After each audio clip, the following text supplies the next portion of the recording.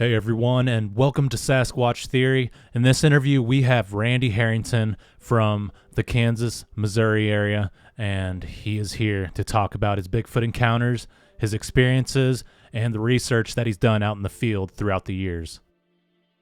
Randy was very kind to me, and we hit it off great talking about Bigfoot activity and different methods used to capture evidence. Randy is willing to get out in the field and stay for days at a time in order to obtain any evidence that he can find. It was really cool to see his Autel thermal drone in action, and you were able to pick up heat signatures from a really far distance. I have wanted to get the same thermal drone for a while now, but they are certainly a pricey piece of equipment. During our investigation of the area, we could hear something on the parabolic microphone coming up the ridge. We could also hear some branch breaking when we were cooking food, and some possible wood knocking during the night. It's really hard to determine if it was truly Bigfoot activity, but we were keeping our eyes peeled and our ears open. In this video, Randy will share his Bigfoot encounters and experiences with us on the channel, and he discusses his tactics out in the field when looking for the hairy people. If you guys enjoy Sasquatch Theory, please like the video and subscribe to the channel. And if you have a Bigfoot encounter that you would like to talk about with me, please contact me at sasquatchtheory@outlook.com.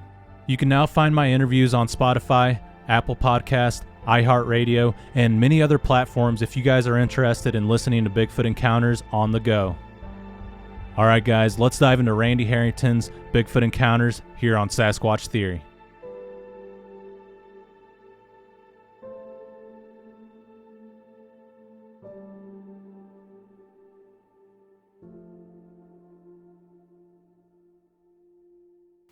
All right, so in today's episode, I'm out here camping with Randy Harrington in the Twain National Forest, and we're setting up camp right now.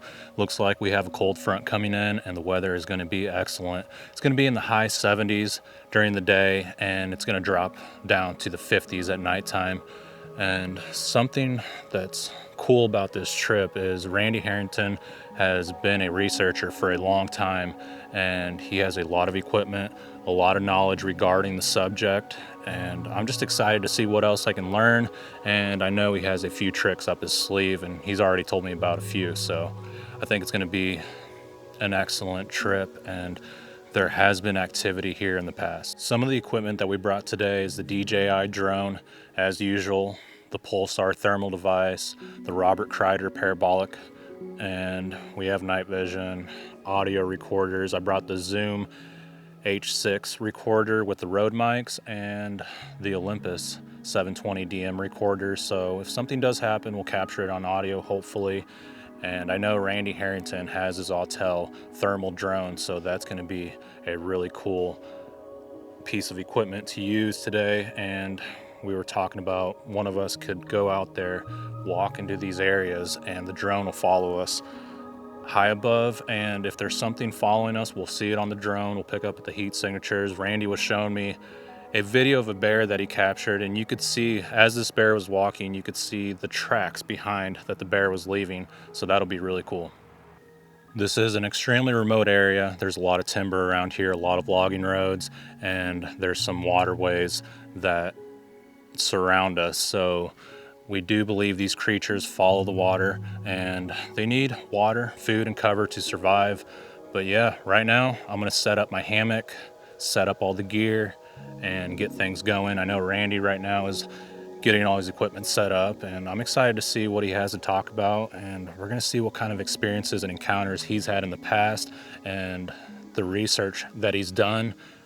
And hopefully we can hear about his theories regarding the subject.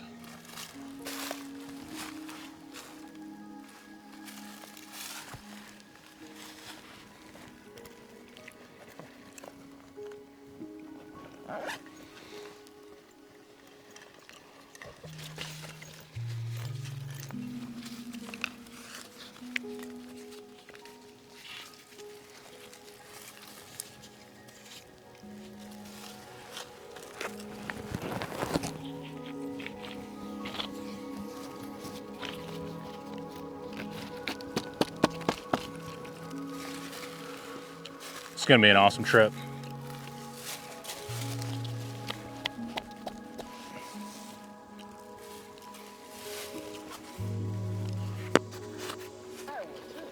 Yeah, it is. It's oak wood, so it'll burn pretty good.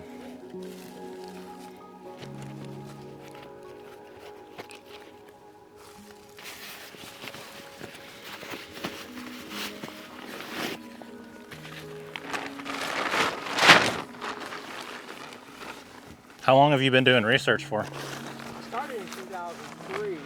Mm-hmm. Went down to Mount Magazine in the Arkansas area. My first one out. Yeah, because Monday it was super hot. Then it rained early that morning and rained throughout the day. So I was like, man, I'm kind of glad we rescheduled. Got the Snug Pack tropical hammock. I was gonna bring the hammock with the fly guard to keep like flies out, but I figured this one would be better. I did buy a mosquito net. Mm-hmm. Yeah, the mosquito net. That's what it is. I've never used it, but I did buy one just in case. Mm-hmm.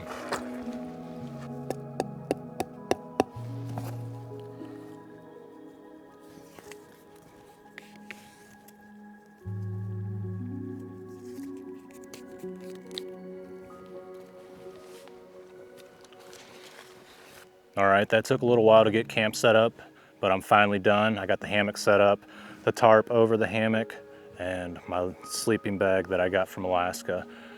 It's a thinner sleeping bag. It's gonna be hot tonight, relatively cold compared to what it has been, but it's summertime, so it's gonna be pretty warm. Hopefully the mosquitoes aren't too bad.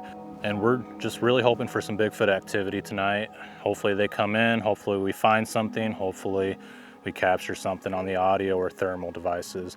So keep our fingers crossed as usual, and we'll keep at it, guys. All right, in this trip, I'm going to set up my 4th Arrow camera tree mount, and this is for hunting, and I figured it'd come in handy being out here looking for Bigfoot. Maybe I can connect my thermal to it and just have a tripod here, tree arm tripod, ready to go. Yes, I shouldn't even call it a tripod. We'll just call it the camera tree arm. Basically, hunters who are trying to self-film their hunt, they'll put their camera mounted up on here, and whenever you got your bow, you can set up your camera and just kind of aim it wherever you're trying to hunt at. So, or aim it to whatever you're trying to shoot or film. Sorry, guys. Starting to get spaced out. But yeah, essentially I should be able to take this parabolic dish, stick it on the mount, and then,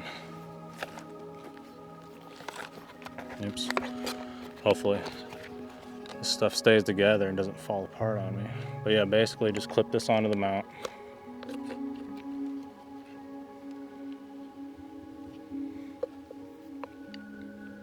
Tighten this up a little bit.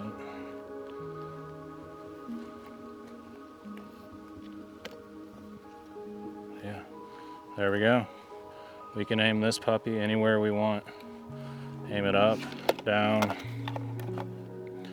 Like I said, I need to take this thing off.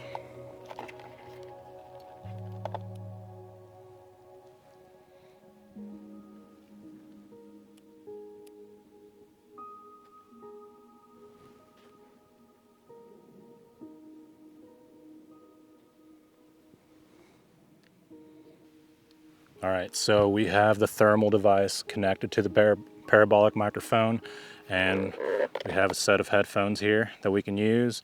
The Zoom H1 audio recorder, which will record anything that's coming through the parabolic dish. And right here we have a phone mount to where it's wirelessly connected to the Pulsar thermal device. So whenever we look around, we should be able to see what's around us without actually having to look through the eyepiece itself. But yeah, it seems to be working pretty good. Very cool. But yeah, we can aim this thing up. I'll show you guys how this is gonna work.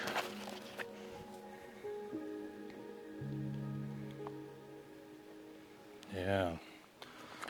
This is excellent. Cool.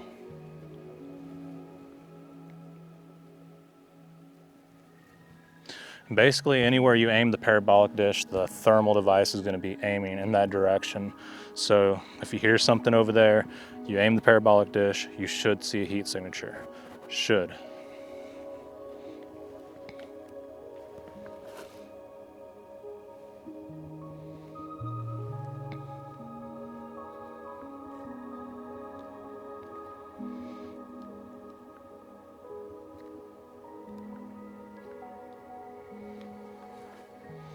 That screen looks a little wonky. But yeah, we're all set up for the most part. I'm gonna go see what Randy's doing and we'll start doing some research. All right, let's go check out Randy's camp, see what he's got going. Got the camera rolling. Okay. Hey, I bought a power bank for my GoPro. So with a 256 gigabyte card, I can run a GoPro for say like 8 or 9 hours. So I was, if there ever comes a time where we want to set something up, say like set up a hidden tent or an empty tent way far away, with that Japanese voices in there, we could actually set my thermal camera up in the fork of a tree watching the tent and put all the equipment and record for about 9 hours. So the thermal can record at a, something like that for overnight. That's an excellent idea. I've only set up the external battery on the GoPro like whenever I'm doing night lapses, like filming the stars, but that's a good idea. I mean, if we first we need to see if it works. We need to do the multiple times, do the Japanese conversational language, see if we get responses from it. If we get responses from it, then we need to set up a remote tent somewhere with the Japanese voices in there and have a thermal 50 yards away watching that tent. Yeah, that's a good idea. I'm not going to look over there right now, but about 50, 75 yards behind you, I saw something brown move. When I told you I was hearing something back over there, I told you I needed to get. Was it directly behind you? It was just down over there, down lower to in that direction. When I was in the hammock, I was like, man, I'm hearing something down there. And I was thinking to myself, I need to get my log set up down there. What's up with the log? You put an audio recorder in there? Yeah, I'll show you right now. Okay.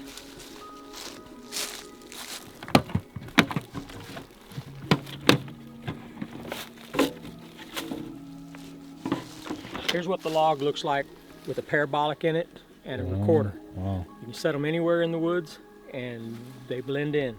Yeah, that's a great idea. I've heard, somebody told me that you set up audio recorders and logs, and I was like, that's an excellent idea. I'm glad I finally get to see it. Yeah, That's they cool. work great. Yeah. And here's what the parabolics look like. They slide in there, the recorders slide in there, and so it's perfect. But the one whenever I want to set one up as a listening post, it's still a log, but it's got this cord running, and I just unwind the cord, and I can connect cords to it, so make it about 100 feet away. So it can be dropped down over that ledge down over there, and I can have the cord up here and just have my headset on, sitting in a chair, listening live to what's happening down there. Yeah. How far does that cord reach out to? You can just add extensions to it, so you can 100 feet, or more, whatever you want. You've thought about this for some time, haven't you? Oh, man. I've put every gadget together that you could think of. Yeah, okay, cool. So you got your Coleman over here? Is that what that is? Yeah, it's a Coleman.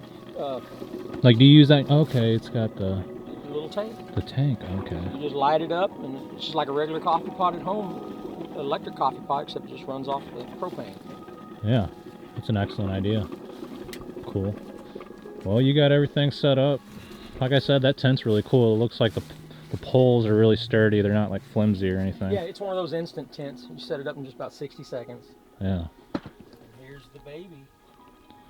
What do we got here? The tech equipment of the century. Yeah. Thermal drone. Oh, wow. That's a big drone for sure. Yeah, and then what makes it so nice is this extra monitor. Wow. Super bright. So you're set, even in sunlight, you can easily see what the drone is looking at with thermal camera and all that stuff. So yeah, comes with a really neat case. What's that right there? The charger. Chargers. Okay. But I've got a better charger. The charger that I like is, I paid extra for it. Is this charger here? I can plug it up to my generator, and it charges 4 batteries at a time, really quickly. Like in 90 minutes, I can have them all fully charged. Yeah. That's awesome. I'll make sure to blur out the plates on there. No biggie. Nothing. People said in the comments that they can't actually track you down by the plates. If somebody wanted to follow me on the road and see my plates, what's the difference between seeing it on a video? Right, yeah, I thought about that too. So I quit worrying about it myself. Yeah, it's no big deal. Cool. The DeWalt fan, that thing actually works pretty good. Yeah. Like you said, it works with the drill batteries, correct? Yeah. It's 20 volt. I charge about 4 or 5 of them, and you can get through a week. And a lot of times, when the nights are warm, you're going to want to have some air blowing on you in your tent. So that's a must-have. Yeah. You got something going on over there? Man, I heard something like that one. I put my log out. We could both be sitting with air sets on right now. Well, now we know where they're kind of coming from, if that is them. Right. I'm not saying it is. But yeah, what it looked like to me, I'm going to try not to pay too much attention over there, but what it looked like to me was like a little brown fawn deer that kind of went in between the trees. Like that same color. Well, after we're done with our interviews, I need to go ahead and just, since I was hearing stuff down there, I mean, it could have been a fawn. All I know is I was hearing it while I was in my hammock earlier, so it's something that's concentrating down there. So down over the edge where that breaks down towards the creek or whatever. So yeah, I need to have a listening device down there where I can put the headset on and hear what's going on down there. It'd be nice to hear something specific. Yeah, I think I'm going to bust out the hunt stand maps and look at the topography, kind of see what's to your right, quartering away from you. Nice. I think it's like a ridge probably that leads down to a creek. So I'm guessing they're following that creek and coming up the ditch. Comes up this ridge. Well, a lot like they said on the Legend of Boggy Creek, they follow the creeks. Absolutely. Doug Hijack calls them water apes. Like they're always found around water, which is true, but there's water everywhere. There's creeks around every ridge. What doesn't need water? Yeah, absolutely. But you know how people say, oh, they follow the power lines, they follow the waterways. I started looking on maps and all these areas. That stuff's everywhere, all over the place. And it makes sense. I mean, it does make sense. Yeah. The thing about following creeks is, it may not. It's just for the cover. A creek can go through a rural area. A creek can go through a city and still have cover. Yeah, absolutely. What's our goal with the thermal devices? You're going to set out the log. Well, we're going to go walking around tonight, right? Yeah. Oh, yeah. Well, you'll see how my setup is just walking around, with it on top of my walking stick. Maybe we'll generate some, if we haven't generated any activity yet, going out and presenting ourselves out there at 2 a.m. somewhere certainly presents ourselves as a curiosity and maybe bring something back with us. And then that's when we'll have things set up, after that around camp. Yeah. Well, I got 2 GoPros myself, a GoPro 10 and a GoPro 11, and I got extra battery banks, so if we need to set up more, we can. I think Joe's the Ozark Harry Man. He's bringing He's the Ozark Harry Man? Yeah, the Ozark Harry Man. He's been on some of my episodes in the past. I have come across him through Ernie Devio. Ernie Devio. Yes, okay. He's talked with a lot of different researchers, BFRO guys. I can't say that we've ever had a conversation, but I do know. Yeah. I know Ernie was chatting with him on the comments, and I was reading them. So yeah. He's captured some really good audio. He has it on his SoundCloud, and just some really good stuff. Huh. Right on. Yeah. But I think he's bringing his e-bike, so he'll be zipping around here. It's just a good way to set up the Olympus audio recorders instead of walking all the way there. You just zip there, and it's really quiet too. Yeah. I was gonna bring mine, but I don't have a bike mount on the back of my truck. I was like, am I gonna bring logs and my gear or just the bike? So I had to pick between the two. Yeah, one of these days maybe I'll have all that good stuff. Yeah, he got his off Amazon, really good price. I think like $1,000. I bought mine, which is a Quiet Cat, off their website. It was originally like $6,000. I paid $1,300 with all the accessories, the trailer, everything, all the bags that come with it. But I just bought it at the right time when they had it on a discount, on sale, and then I contacted them and asked them if they give me a discount code, and I put that in there, and it just dropped down the price. But I know why they gave it to me, because I got it like in the winter time, and that following spring, like right now, they came out with a whole new line of bikes. So they're trying to get rid of the older ones, but still, like, you just can't get it that cheap, because all the new ones, they're like $6,000 or $7,000 just for the bike. No accessories. Well, as far as convenience of, you know, getting from point A to point B, when you have distance to cover when what we're doing, it sounds perfect. Sounds like the coffee's done. Yeah. Yeah, I keep hearing little noises right back there. But what's your take, like, on when they do something? Just ignore them? Or... Oh, for sure. Okay. Because I've noticed, like, whenever I'm like, it happened right over there, I'm filming, looking right in that direction, everything stops. So I think if I just kind of ignore them, film behind me, yeah, I don't know. Let the equipment do the work. Yeah. You got it. Yeah, that's the hard part. You know, and I see it all the time. Even when I was out recently with a group of people with Shane, and just people turning and shining lights. As soon as you hear a noise, whoosh, bright lights, and I'm just like, don't y'all know that's the killer? The You got 5 guys walking up to the edge of the wood line. Talking about an animal that's trying to stay stealthy. Why would you bring attention to where it's trying to be stealthy at? And once you bring attention to it, I mean, that negates what it's trying to do. Yeah, absolutely. I think that's why a lot of hunters have activity, because they just sit there in their camo. They're like, what the hell is that? They're not getting up and walking over there. You know what I mean? Like, they're just staying put. Kind of irritates these things. I actually brought my hex suit. Have you ever heard of those? The hex suit? Yeah. That blocks My buddy Adam bought me one. Electrical, magnetic.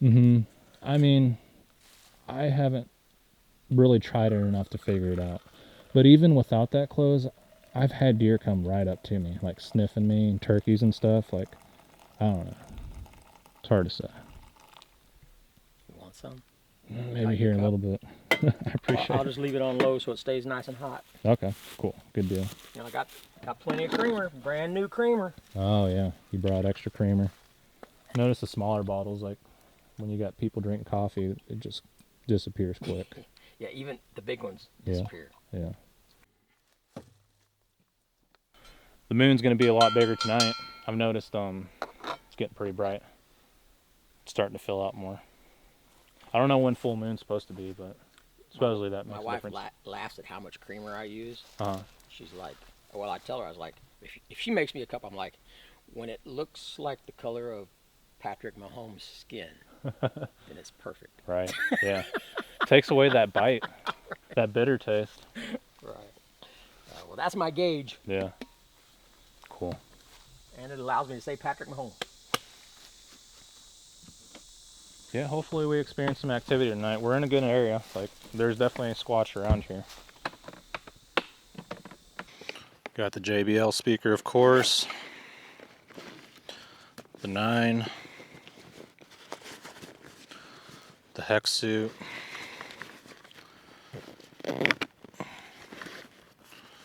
Keep that ready to go just in case. Got the night core headlamp. We're gonna need that for sure. So we'll hang that up over here. I'm looking for the O light. Should work out pretty good. I like to put the O light right here on this carabiner, and it's got a magnet on there so you can just stick it to it. Should work out pretty good.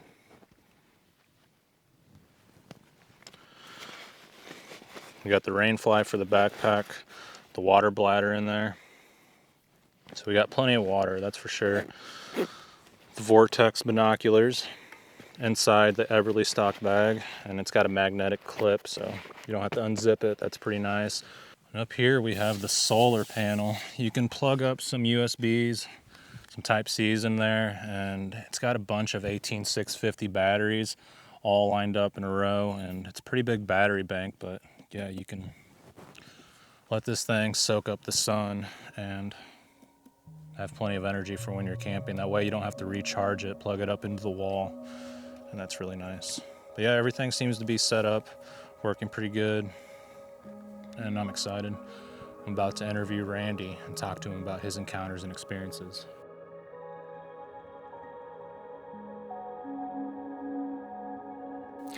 You and I, Miguel, we were talking earlier, and I mentioned something that happened in 2003 by Mount Magazine in Arkansas, and I specifically was there after years of doing online searches and reading of reports and listening to people. At that point, that was my first foray into the subject with boots on the ground. I wanted to say, could I go out in the woods and just look around. If I was paying attention, is there anything that I could find that made me question anything? And indeed, I did have something happen, as I mentioned to you about that pile of feathers and the smell. But that wasn't a significant happening. But it was just enough for me to say, maybe they are out. Maybe they are out here in the woods. And so that was the very beginning, 2003. And I went down after that in 2004 to, I think, the very first Honabi Bigfoot Festival conference. And it was the first one, and I thought to myself, wow, they're having an event where Bigfoot people will meet up, and I thought to myself, I need to go down there and meet somebody that can help me, because I'm very interested. At this point, I was very interested in it, and basically was just trying to do some camping, not knowing very much about anything other than what I'd read. So I went down to that event in 2004, and I had missed it. I had gotten there in the evening and everybody was just about gone on the last day. Oh, man. And so I was like, man, I'm very disappointed. I didn't know what to do. So at the time I had a four-wheeler and I was buying as cheap equipment that I could afford. And my very first piece of equipment was one of those $500 binocular night vision that you can drop down over your eyes. You know, it has the head harness. So I'm driving my four-wheeler around on logging roads with no headlights, looking around with these goggles, you know, night goggles on. Yeah. So it was kind of funny, but I'm tootling along on this logging road. I'd come up out of some bottoms and all of a sudden I see a vehicle with a tarp all pulled over it and pulled around it, and somebody sitting there in a chair. And so I flip my things up, I turn my lights on, and because I don't want them to think I'm up to no good creeping around in the dark. So I tootle along up there, and since it was the same evening at the last day of the first conference, I just asked him straight up. I said, you hear any? I said, you hearing anything interesting? And the guy looked at me, and he looked at his wife, and he was like, well, what the hell? Yeah, we heard some knocks over here, and you know, something back up over here. And so that was the first person that I ever met that accepted me, you know. But the way I asked him, he pretty much had to tell me, because you know, I just assumed he was a Bigfoot person. Mm-hmm. Who else would be sitting out there in the dark, you know, at the same weekend of a Bigfoot conference in this locale? So his name was Keith, and we became friends. We started joining up all the time. He lived in St. Paul, or Paul's Valley, Oklahoma, which is 3 hours to the west. And so we just became friends, and we started meeting down there. And then there would be times where I'd come down and swing, pick him up, and we'd both go to the Kaimichis. Well, come to find out, his interest started because of activity that he had had in the Chickasaw National Park south of Sulphur, which was one town away from where he lived. And I would ask him, why in the world would you even come out here if you've got Bigfoots at that park? And he's like, well, they're wilder here. They're more. He said, it's just different. It's different here than at the park. And so, needless to say, it culminated in 2005. He and I got what we call the Ridgewalker video on a ridge there in Oklahoma. And after that, I went to the Chickasaw Park for the first time the next February in 2006. I actually took him home one night, and he told me what campsite to go to. I went to that campsite, had the most incredible encounter that I've ever had since Shane walked up on that little one at the 400. But before that, that was like the grand poobah of all encounters from what I was able to see and encounter that night. And I've told that story a million times. I mean, you can find it anywhere on, you know, podcasts and stuff. I mean, it's a long, drawn out story. I mean, do you really want me to go into everything about it? Because it's really fantastic. Yeah, I mean, I personally do. I think that'd be cool if you want to. Oh, I mean, but you've heard it though, haven't you? I don't think so. Okay. I'm going to interject things about this story that I didn't know at the time of things were happening, that I found out afterwards. So I'm going to lay that out first. Mm-hmm. There was a gentleman that lived in Sulphur named Charles Hallmark. He has passed away a long time ago from cancer. But I spoke to him on the phone after my encounter there and found these things out. He had a sighting in that park And he started becoming obsessed with it and started trying to figure them out. And he would go down there and do things. Well, he was setting up a baiting system in the off season where he would go in and put baits in the trash cans there. At the time, the trash cans were just the 3-foot tall metal with the, and there would be a chain attached to a cinder block that they would have cinder blocks sitting on top of the very generic trash can system for a park system of trash cans. But it was in these trash cans that he would bait them. And he told me on the phone all of the things that he had done. And he says, I found out, there were certain foods that they would like, certain foods that he didn't like. And he said that he was trying to get their fingerprints. And the way he said fig Newtons are one of the foods that they ended up finding out that they liked a lot. He said, so he would put fig Newtons in the bottom of a cup, put a bag of microwave popcorn sitting right on top of the cup, and when they would remove the bag, they'd get butter on their fingers, and then take the cup and leave fingerprints on the cups. So he had this poster board with all of these huge fingerprints all over it, and that he was, documenting, and he was telling me about. He said there were times I'd buy bags of food when I was trying to figure out what foods they liked, and I would buy like some McDonald's stuff and put candy bars and some other stuff. And he said, and this is, you got to understand, this was back in 2006 when I'm having this conversation with him after I had my own encounter there. So he's telling me things that we know now as a community is a fact, that these things, how these things are. And he said that he would roll up a bag, have several different types of food in the bottom of these trash cans, have it all set up. And when he'd come back the next day to check it out, the trash can would look all the same. He said, I would take the cinder block off, take the lid off, look in, and the bag would be rolled up. It's like nothing was there. And I would say to myself, they didn't hit this one. And then I'd reach down to grab the bag and it would feel light. He said, I would unroll it and come to find out they only took one item out of it and rolled it all back up and put it all back in place. When he said that, I think it just brushed over me. That information brushed over me. But now I've seen these things happen where they are very select. They don't want you to know that they've been there. Even at a camp table, only one thing will be moved. But our audio will show that they've dug through every box. But you'd only see one item moved. That, to be species wide, is incredible. That they are so stealthy that their curiosity wants them to come look through our stuff, but they're smart enough to know to leave everything in its place. So to only take one item and roll everything, put it back the way it was, this culminates later during my encounter. So now let's skip forward to my encounter. Okay. He quit doing these experiments. It was 2 years later that I'm at the park. I'm there in February. It's the off season, no camp host, no other campers. I was the only one there. And I was told to go to a campsite 30, which is where my friend Keith and his wife had all kinds of encounters. He'd seen them. He'd seen a little one.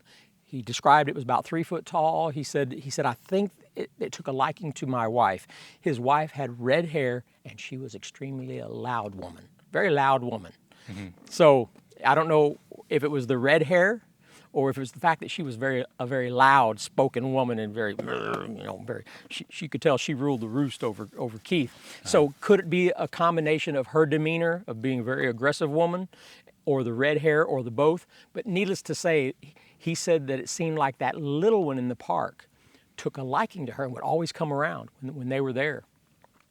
He said to the point where one time she got in their car to take off to go to town to get something, and he saw the little one take off running through the brush and jumped the little roads that they have there in the park. And he said, and he described the way the little one jumped the road. It had its knees pulled up all the way to its chest while it was in the air. Oh, wow. Interesting description. I don't know if you can ever verify that unless somebody else says they see the same thing. But this all comes out later when I'm there and I have my encounter, because it involves about a 5.5 foot tall juvenile with a large male. So he's telling me stories of a little one that seems to run the park. Certainly that little one has a parent. So the night that I have my encounter there, it involves all of these components where something's going in through the trash can that Hallmark had set up. And it's just fascinating. So I get there to the park, and I pull around, and it's the roads going through this park. There's about 125 campsites, and they're all separated with gravel pathways. They're all along Rock Creek. There's spring-fed creeks, sulfur creeks through this whole park system. It's a pretty big park system, but the Rock Creek area primarily sits along Rock Creek, and campsite 30 is very close proximity to Rock Creek. And I'm going to tell you, when I pulled in there, it was, dusk. It was right before dark, and I set up my campsite. There was no camp host. I was the only person there, so I knew I was alone. So I left my campsite. I had my tent set up and some other stuff. And the park is a one-way drive, so you can only go in one way and then pull into your park. So you have to be parked at. You can't turn around and face the other way. So because then it's just all set up for a one-way system. So when I parked into my campsite. The tent is on one side. You have big rocks where they set big rocks up so that you can't pull off into the camp area. There's only a certain area that you can park at. So it's really extreme in the positioning of my truck. Believe me, I wish I'd have had my truck in a different position. But so I set my tent and everything up, and I went into town to grab me something to eat. When I came back, I stopped up at the front of the park where the camp host is, because my plan was to make my campsite appear abandoned, because there was a report, and you could read these reports back then from the sheriff's department. They would put them in the paper. People would call in reports, and that's how the Bigfooters in that area were researching the park, because of campers that would report to the sheriff's department, and it would be in the newspaper. So there was a lady who said that she got knocked over by something hairy when she came out of the bathroom. That was in the sheriff's report in the newspaper. Someone else said that they came back into their camp, and there was somebody in their camp that ran away from their camp covered in hair, when they'd come back to camp at 11 o'clock one night. So I took those reports, and I thought to myself, okay, because of what my friend Keith said, they're in the park. They've got to be in the park. And because they were in this one's camp where they came back at 10 or 11 o'clock at night and saw it running out of their camp, I said, that means it came into their camp when it thought the camp was empty. So that's the one sighting that I based my whole thing there on. I wanted them to think my campsite was empty, even when I was there. So at the beginning of the campsite, I taped blankets up on the inside of my cab. It was a crew cab diesel truck with ladder racks on the back, and I had blankets taped up all to my windows, and I had them to where I could separate them over the steering wheel, and I could separate them right here at the corner where I was at. But there was stuff stacked in my seat. I still had camping supplies and Tupperware containers all. So it wasn't like my truck was empty and I was the only one. There was an ice chest beside me. So the cab was still full of stuff, but I was sitting in the driver's seat, and I had my windows all taped up. So I drive back to my campsite, and it's starting to get dark, and I get to my campsite, and all I can see is out of the opening that I had over my steering wheel. My plan was that if I had an encounter that night, that I would just hit my headlights and film through my windshield. That's why I made sure that my blankets could open right over the steering wheel. My plan was to never give away that I was in the cab. And if I could ever catch one in the front of my truck, I was just going to start recording so that it's recording as I'm looking through the glass, open it up, and then turn on my headlights. That was my plan, to catch one. So here's what happened. I get into camp. My truck is all closed up. I have a jar to pee in. I don't even want to open my doors for nothing. The moment I stop my truck, I never wanted to give away that I was there. It was dead camp. So I'm sitting in, and I had a parabolic mic, the same ones that you saw over here on my logs. I had one sitting on top of my truck with a magnet, and I had the headset inside my truck with the door closed on the cord, so I can just sit there and listen with my headset. So I'm listening to everything that's going on. You hear wind blow, you hear nighttime sounds. We're not too far from the town of Sulphur. I could hear vehicles. You can hear vehicles at red lights, maybe a teenager squealing his tires or something like that. So that's how close this park is to a town. So I'm sitting there in the truck. It's dark now, and so it must be a couple hours later, 10 o'clock, 11 o'clock, and you get used to the cadence of the nighttime sounds, whether it's just like this. It has its own ambiance where it's got its own melody, and in the moment you hear something that's off, you jar awake, like footsteps. And that's what I heard. I'm just sitting there. I'm starting to lull because it's just the night is pleasant. Then all of a sudden I hear through dead leaves. And I'm like, okay, I hear something. And so I'm paying attention, I'm listening. I hear walking, crunching through leaves as it's walking. And then the moment I hear something that it took me a second to figure out what it was, I heard a stick being dragged through gravel. And I realized I did not know what the park looked like at that time because I'd never walked through the park. I'd only pulled in there, set my camp up, went and got something to eat. So I didn't really know the layout of the park. I'm only telling you what I've heard.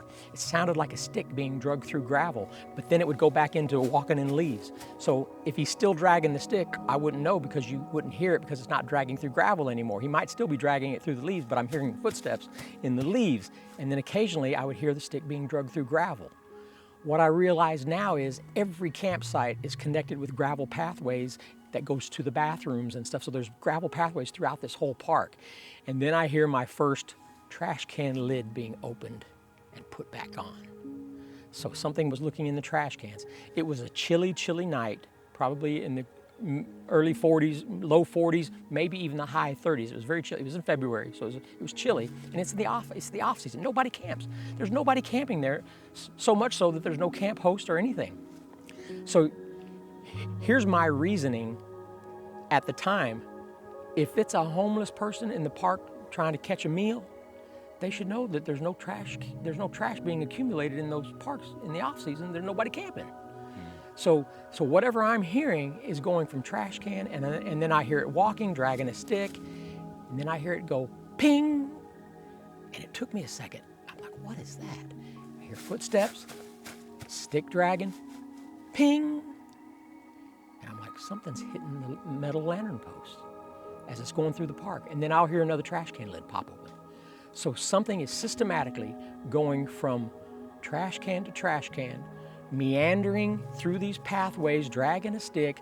Whenever it would see a metal lantern post, ding, hit it with a stick, like you would expect a kid to behave.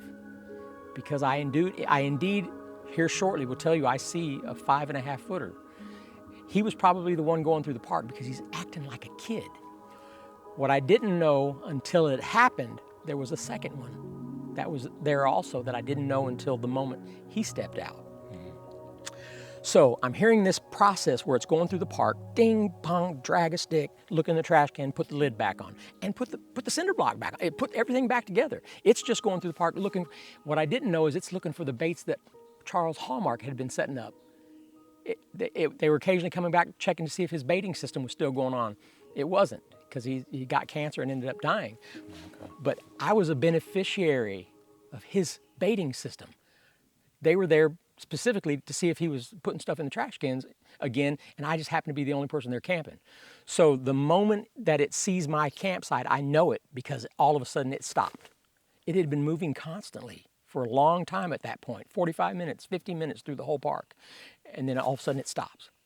And I'm listening and I'm thinking to myself, oh my God, it sees me. It has to see my truck. It has to see my campsite. And then I hear it and stop. And stop. It was moving and stopping. And I'm thinking to myself, he's going from tree to tree at this point. He's moving to the next tree. And that's what it sounded like. I hadn't seen anything yet. I was only putting a pattern of what I was hearing, the best pattern that I could with what I was hearing. I'm like, he's moving from tree to tree. At this point, I know he's close. He must be close because he has to see my camp. This behavior means he's looking at my campsite and he's stalking my campsite. So I'm breaking my covers and I'm looking out and I'm trying to see if I can see any movement. There was a full moon that night, so it was very bright. So I'm looking through my covers and I'm looking in my side mirror. Now it was a diesel crew cab truck, Ford F-250. The side mirrors are huge. So I'm looking in the side mirror down the driver's side of my truck to a patch of woods behind my truck. And I see a shadowy movement back there. Mm-hmm. And so I'm looking at it where I saw that shadow moving, and then I see this here on the side of a tree. I see two hands go and then duck back behind the tree. And at that moment, it looked human. It had a human form. So I'm like, he's right behind my truck. That's where he's at, and I knew where he was, and I could see the tree that he'd ducked back behind. And so at that point, it still could have been a person because that's all I saw. It was a human form, and then duck back behind the tree. And then it hit a tree with that stick. Up to that point, a tree was never hit. Only the metal lantern posts were hit, and the stick was being drug. Here's the first time that it actually hit a wood structure, wood on wood. And then I heard sloshing coming across the creek. And he was joined by a second one. Now, I need to interject in there before I go on to what happens after this, because it was brought to my attention when the little one was going through the park and hitting metal lantern posts. Clearly, he was doing that so that the big one that was on the other side of the creek in the thick stuff knew where he was in the park. Because when he hit the tree, it was almost immediate sloshing coming across the creek, and the big one was right there. So that means he had been following along the backside of that creek with the sounds that the little one was making going through the park so that the big one would know where he was. That's the only thing that makes sense. Yeah, they're letting each other know where they're at. And he never hit a tree until he needed the big one to come across. So that means they had communications before that. You need me, buddy? Hit a tree. Don't hit a tree unless you need me. But if you hit a tree, I'm coming. Because that's what happened. He'd never hit a tree before. And you'd think lackadaisically going through the park and using that stick for everything, dragging it and hitting the lantern post, you'd think he would hit a tree too, but he never did. But when he did hit the tree, sloshing came across the creek and he was joined by a second one. Now at that point, I'm only speculating that it's the little one in the park. I still don't know, because I never got a size reference of the single one that looked out around the tree. All I know is at that point, I heard sloshing coming across the creek, and the creek was right behind another campsite going down away from where he was at. But I still know to be looking at that spot. So I'm looking at that spot, and then I hear these owl calls. And I've got those recorded, on one of my YouTube videos. Well, actually, I've got this whole thing recorded. But anyways, it did an owl call. And I was never really sold on these things mimicking other animals or other things yet. I'm still accumulating information. So to have all of these things happen in one sighting where they clearly are communicating intelligently about what I'm going to do if I need your help, this is what you do, I need to know where you're at in the park, so you be hitting those lantern posts, and all of these things were taking place. And then all of a sudden, when they were both back there behind that cluster of trees, I hear, "Whoo!" And it was loud, and I was like, holy shit. Never heard an owl yet. That whole night that I'm there, haven't heard an owl at all. And then all of a sudden I hear a loud one, and I know it's him. 7 seconds later, "Hoo!" 7 seconds later, "Hoo!" There were 17 owl calls in a row within 3 minutes. And they seemed to got louder each time. And we had, at the time, we had someone put it on a spectrogram, and indeed they were getting louder each time. So either that owl was just doing it louder each time, or it was moving closer each time.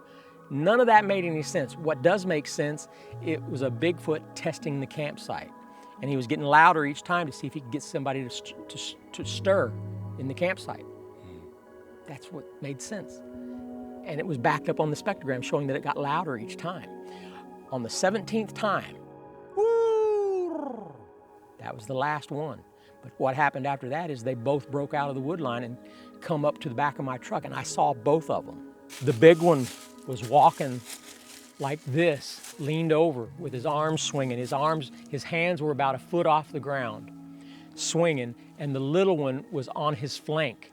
And they actually bumped into each other as they were both trying to get to the back corner of my truck. Imagine this being the back corner of the bed of my truck, and you sitting in about where the cab is. Mm-hmm. They moved to this part of the truck. The little one moved in behind the tailgate and ducked down. The big one was standing right here at the corner of my truck, and I had a full view of his whole body in my side mirror. He grabbed the ladder rack, the post on the back of my ladder rack, and I saw his thumb pointing up when he grabbed it. I saw the hair on his shoulders. His shoulders looked like bowling balls. I saw the moonlight coming through the hair on his shoulders, almost like the hair was frothed up, fluffed up, like hackles. so I could see light coming through the hair on his shoulders. His other hand grasped the cross beam on the back of my ladder racks, and he was looking over the ladder racks at my campsite. I had a table with food on it sitting over there. They never once stepped out from behind the truck. He positioned himself in a position that placed the truck between him and what he would be perceived to be the most imminent danger, is somebody coming out of that tent. Mm-hmm. He put the truck between him and the tent. Okay, yeah. Fantastic. Yeah, I've heard of them doing that. Fantastic. Yeah. And it looked like he was about to break down the driver's side of my truck, and I immediately went into panic mode because I thought he was coming down, and my doors weren't locked. Stupid, yes, but I really didn't think that I would be having an encounter. I was hoping to have an encounter, but I certainly didn't know any of this was going to happen to this extent. And one of the thoughts in my head was, I just saw him have a thumb and a hand that grasped the ladder racks just like I would.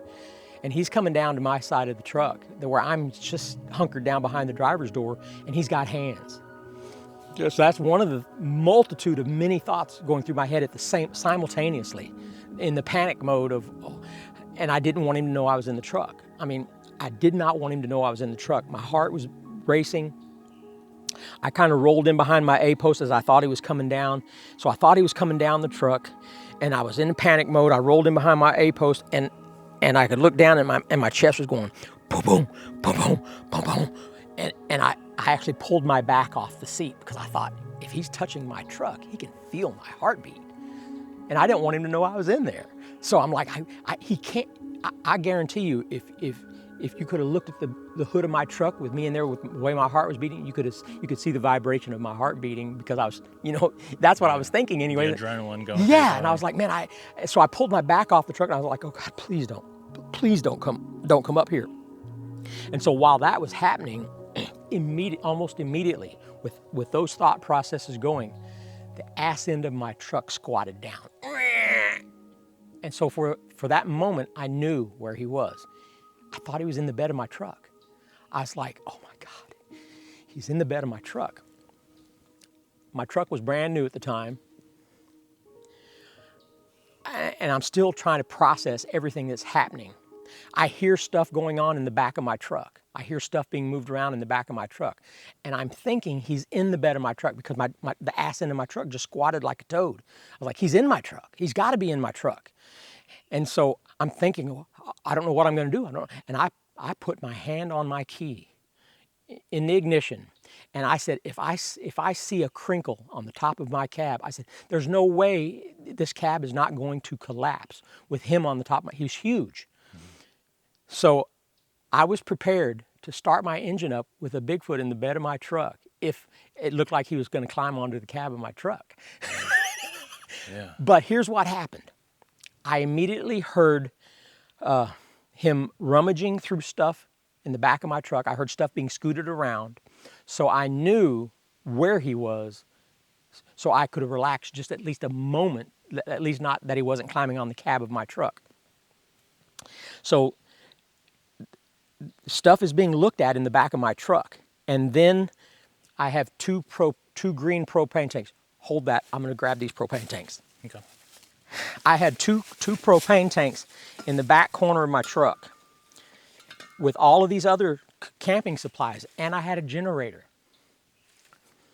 While they're shuffling stuff, scooting stuff around, looking at stuff in the back of my truck. Now remember, the little one had moved in behind my tailgate, so I'm assuming that the little one had stood up. At this point, I was all curled up behind my A-post. I wasn't looking at nothing.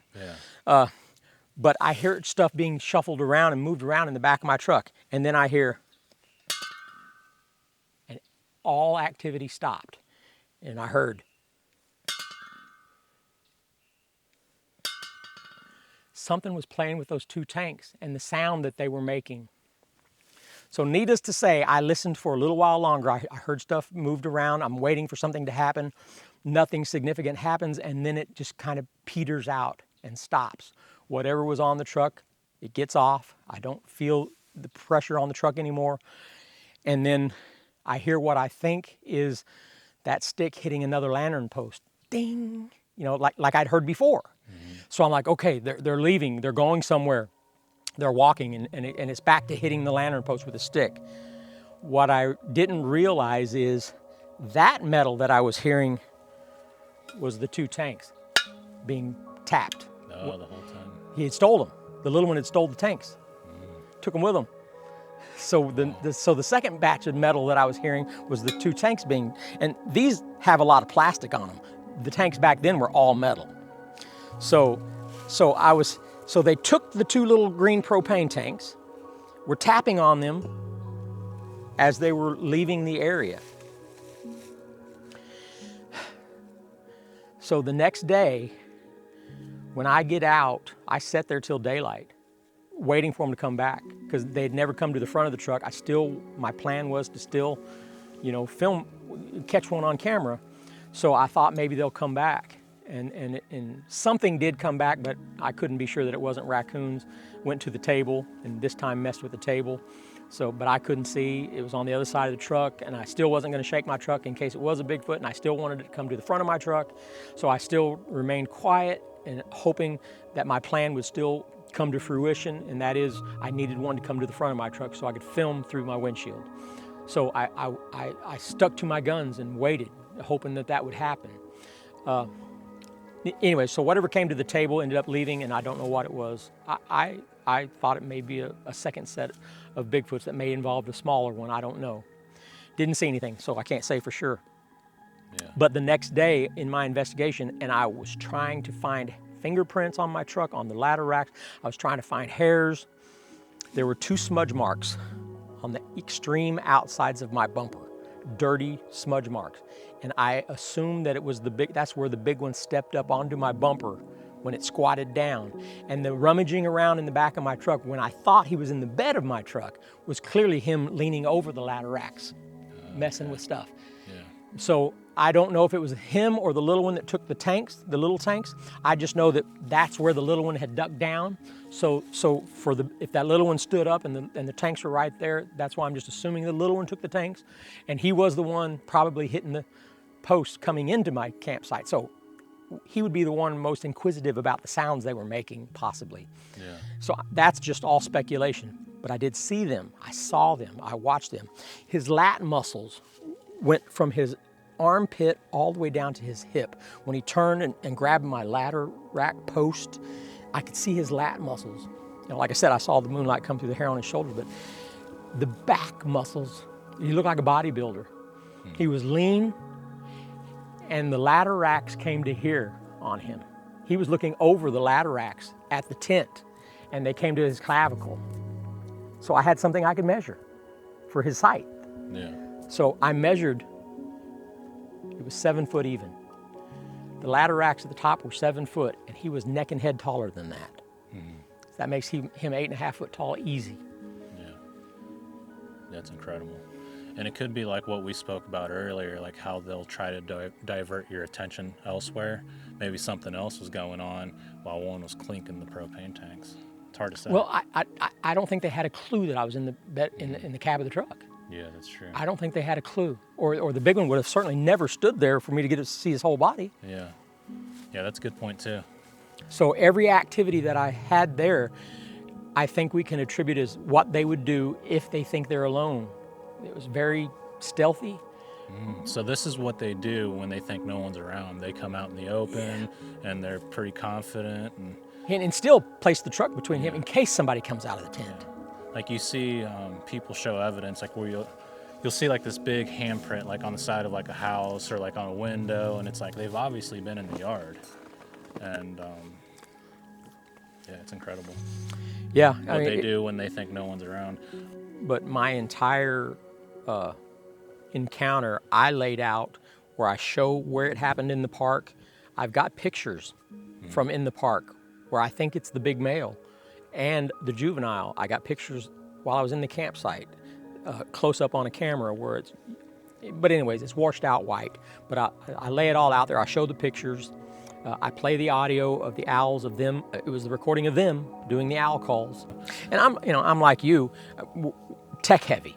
I think that's what it's going to call for, us being tech heavy, and let let equipment that gets better and better and better over time do the work for us. But we still have to be where they're at. I mean, you can't take that off the table. You're not going to get any Bigfoot stuff if you're not putting yourself out where the Bigfoots are. But absolutely. do everything you can to get the better tech until we get this thing solved. I go with what I know and experienced in the past. And a lot of people say, oh, they're never going to show themselves if you have a camera. They're never going to show themselves if you have a rifle and you're out there hunting.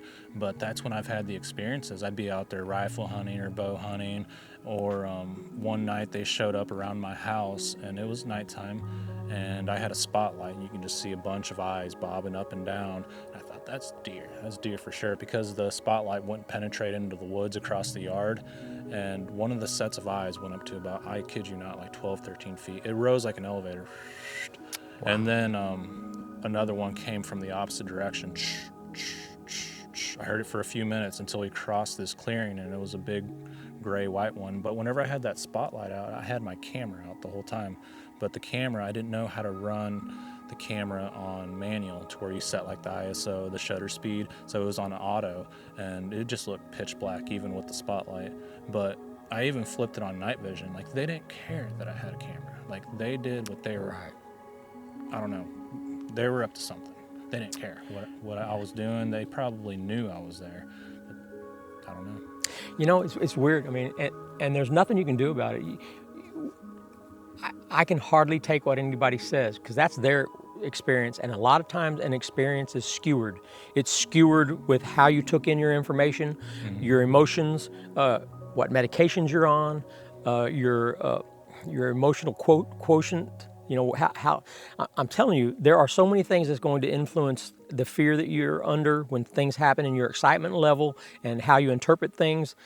You know, and that's kind of why I gravitated towards Shane. I mean, he's like me when it comes to, you know, all of the training that he's done with the, you know, the martial arts and the MMA and all that kind of stuff. You know, you initially would go in with a lot of fear of who your opponent is. Am I going to get hurt? You had to learn to control that, and so there's a lot of self-discipline. Yeah. If you are not a self-disciplined person, you're going to struggle in this arena. And that's why I told you I was glad to see you working on some self-discipline things that because you hone your skills and your self-disciplining yourself in certain areas, then calming yourself down when shit gets dicey out here is almost easy if you've gone through, you know, quitting smoking and stuff like that. Yeah, absolutely. And it can go both ways. Like, if you win in the arena, you can let it get to your head where you don't train enough anymore because you think you're the big dog on the block and then get hurt later on. But you also have to deal with losing and being okay with losing. Like, how am I going to come back and come out on top next time and avoid this from happening? And it's the same way out here. Like, when you miss stuff and you do have the gear, like, how am I going to be prepared? How can I fix that? How can I fix that? What kind of gear can I get together? I had the recorders, but why didn't I have it ready? Or it happens and you're in shock and you don't even think about grabbing your camera or anything. You're just so tuned in and your brain's trying to figure out what the heck is that. And sometimes it takes like weeks or even months after it happened to be like, that was a freaking Bigfoot. And you start hearing other people talk about the same thing and you're like, that's probably what that was. You don't always think about it. I mean, I've made changes to my thermal camera. Like, there were times when, wanting to go through the brush, I would have my thermal camera on top of a walking stick. Very difficult in pitch dark with nothing but branches and briars and thickets to try to get that thing through things. It's just catching on everything. So now I've made it to where I can just pop the camera out, drop the whole walking stick, and go through some tight spaces with me just hand holding the little camera. And you know, so if you're not making changes to help you get what you want, then don't be surprised if you're not moving forward. Yeah, you could have all the gear that you need, but if you don't have everything fine-tuned, all the settings dialed in, fine-tune it, you're not going to capture what you want. Because I've also had my audio recorders where they're turned all the way up and just everything just sounds too super loud. Yeah, it sucks. Everything's got to be perfect. Right. Yeah, get yourself out where they're at, learn your equipment, and constantly make adjustments. One of these days we're going to get lucky, because we're doing that. Yeah, absolutely. And eventually, if you do this long enough, the stars will align. But you got to be prepared when it happens. But for those who don't know who Shane is, he's got a video on Amazon, I believe, or some other outlets about a property called the 400, and he's found a lot of evidence out there. You've joined up with him, and you guys have come across a lot of neat and interesting things. along the way. Yeah, yeah. Yeah, I mean, it's a very, very unique situation. I can't be for sure it's the same as it is now because things change. Family dynamics of the Bigfoots change. We've already lived through the first set of juvenile siblings that we had wonderful activity with. I mean, and now that they've moved on, grown up and moved on and been replaced by younger ones, we've got different evidence out there, but it's not the same. It's not the same demeanor. It's not the same. They don't seem to be as coming in as close as the first two juveniles did, even though it's the same mother, same father. Maybe their curiosity level's different because they've learned from the previous ones. Who knows? Who knows? Who knows? I mean, the footprints are still being found. Shane just had a green marble left at the baiting station. So there's still stuff going on, just not what we were used to. So maybe it'll change. I don't know. And you guys have found a lot of tracks out there. Oh yeah. Shane's found a lot of tracks. Yeah. And one time it was while I was out there. It had rained the night before or the day before, and then Shane was out there looking, and he come running into camp. You got any hydrocal? And I was like, yeah, I got a whole box up in my vehicle. I got to go get it. Well, there's some tracks. There's some new tracks. So there was a nice trackway that was found the night that we were there. The next morning they were found. So yeah, most of the time Shane will go down there on his weekends and stuff and check things out and come across things to try to establish what patterns are there. But it is what it is. Been lucky with a lot of foot tracks. So yeah, that's cool. And you guys casted those? Mm-hmm. Yeah, Shane's got probably 100 of them casted over 4 years, where you see the same tracks getting bigger and bigger and changing as they got to 12 inches from starting at 7 or 8 inches. So they look very human when they're the smaller ones, which is why they're hard to find, because you're going to assume they're human. And then as they start to get around 11, 12, they start to change to the more flat, big, robust for the body weight type changes. That makes some physical changes in the foot. Yeah, and I'm assuming they were found by like a lake or a pond or a creek. In some mud flats, a creek, a spring-fed creek that had some exposed mud flats in the hot summer months as water retreats, and it's in those mud flats. Yeah, because most of Missouri is hard, rocky soil. Yeah, a lot of rock. Yeah. Well, so that's why this place was so lucky. So. Yeah. Okay. Have you encountered them again after that incident? After the park? Yeah. Well, I mean, when I caught a juvenile at Bennett Springs in 2013, and I witnessed a behavior that paid off for us later at the 400. When I saw the same behavior of a little heat signature out in the field, and I watched it, and it did the same thing that happened when I saw that juvenile at Bennett Springs. And I told Shane, I said, that's one right out there. I said, it's doing the same thing that one did in 2000. And so Shane starts going out there, and it was a juvenile, and that's when he walked out on the juvenile, got about 8 foot away, shined a light in its face. So that was all culminated because of the behavior that I had captured in 2013. I recognized that as behavior of just a little heat signature out there in the field, to watch it long enough to see what it does, and then and correlate it to the other behavior and say, that's a Bigfoot because of what it's doing and how it's doing it. And for him to go out there and shine a light in its face when he got there, confirmed all of that happened before that, to put the patterns together, works. Yeah, it's the little things that you pick up on and learn. So that's what we'll do tonight. You and I go walking around. I mean, I'm looking for any little heat signature, and a lot of times we got to stop and let my camera watch them and if they move a particular way, we're going to throw the headsets on, and you're going to go in there. Yeah. Oh yeah, absolutely. I'll be like, a little to your left, a little to your right. All right, he's right there behind that brush. Turn your light on. Okay, cool. Yeah, I'm game. And I'll film you. Okay, cool. Whatever you want to do, man. What's the goals for this evening and for this trip with the coming days? We're going to throw up the Autel, is that what it's called? Yeah. The Autel thermal drone. And you have the audio recorders and logs. We're going to deploy those. Yeah, I got to keep one for camp. I need to hear what's happening around my tent at night. So that's the one with the cord. But the other two, we can set out in strategic locations. But yeah, if we find a good spot, say like down by a creek or something, and be like, hey, this is a good spot, we'll just leave it there and then pick them up tomorrow, or whatever. You know, basically just see what kind of traffic's moving through. You know, if something's coming through to get to our campsite or something like that, then it'll be monitored more than once. It'll be monitored coming up the creek or down the creek and coming across this way, and then my recorder here will pick up when it gets here, if it gets here and does something. So maybe we'll find an egress, an entrance and an egress location using other recorders. Who knows? It's just a hit and miss, cat and mouse kind of thing. Yeah. So, I don't know about you, but like when we were doing that interview, did you hear little things behind you, like little sounds, Yeah. little things? I'm not saying it's Bigfoot, but It's until I get my log out and I can really hear what's going on further out of our hearing range. That's where I need to be hearing. It's just I can't differentiate between just about anything falling out of a tree until I can get further away and then hear it much louder because the parabolic is louder. It all seems to be happening behind you, though. Yeah, and it's significant that I said that from being when I was in the hammock. I was like, what's going on down there? Yeah, yeah, absolutely. So what do you think these creatures are? Well, Beings, creatures, whatever you want to call them.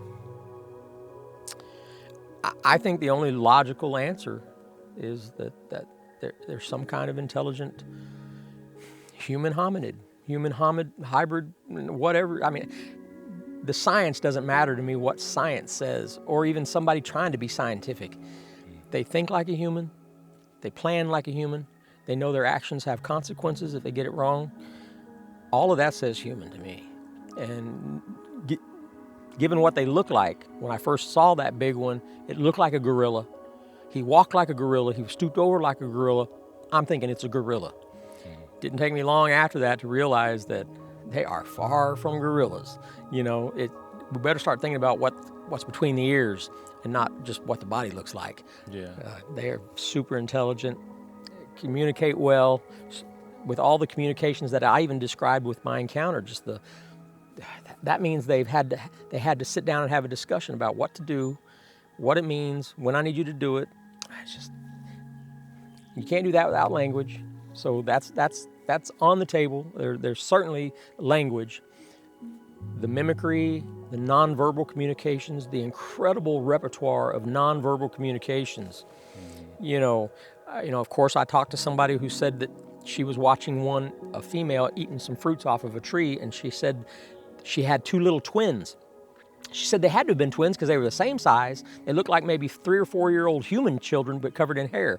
And she said they were kind of frolicking around the tree while the female was eating fruit, kicking off the tree, jumping up and kicking off the tree and kind of tussling with each other, just like you would expect kids to be doing.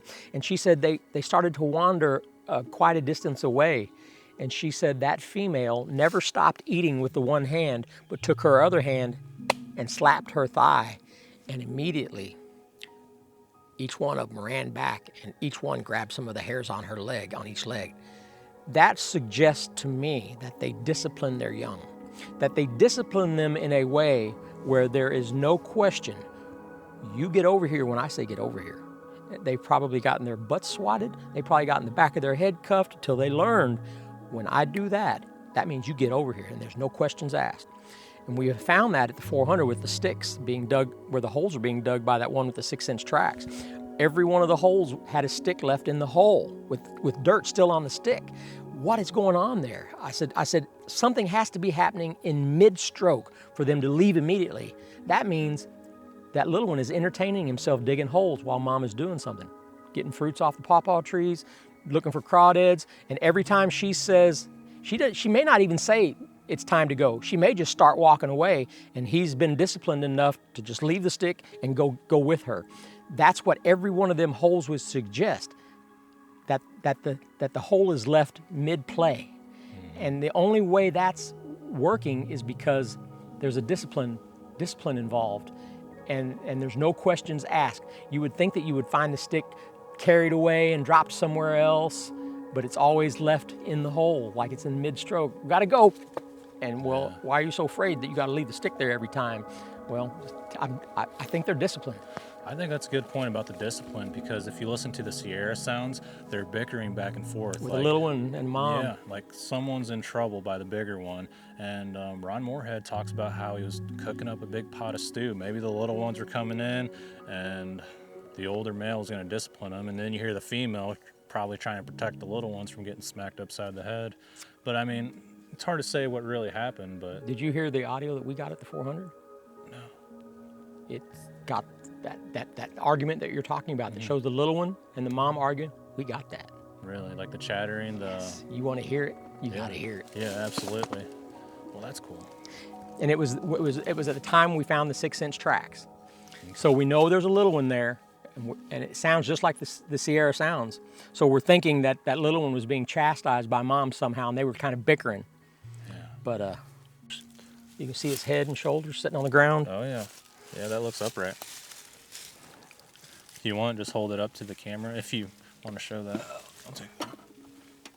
I can set it over here so it don't fall.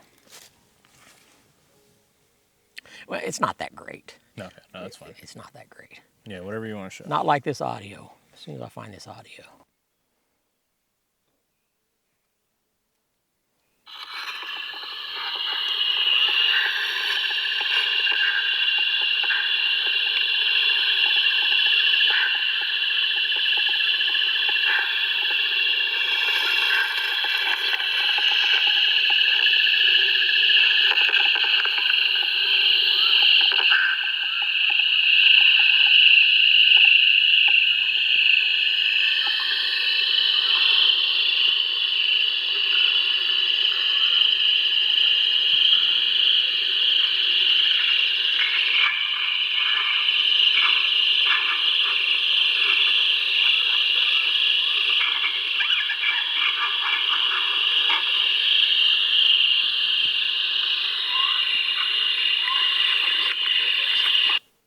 Yeah, that's very interesting. You can hear a little chirping in there too, like it's the little one.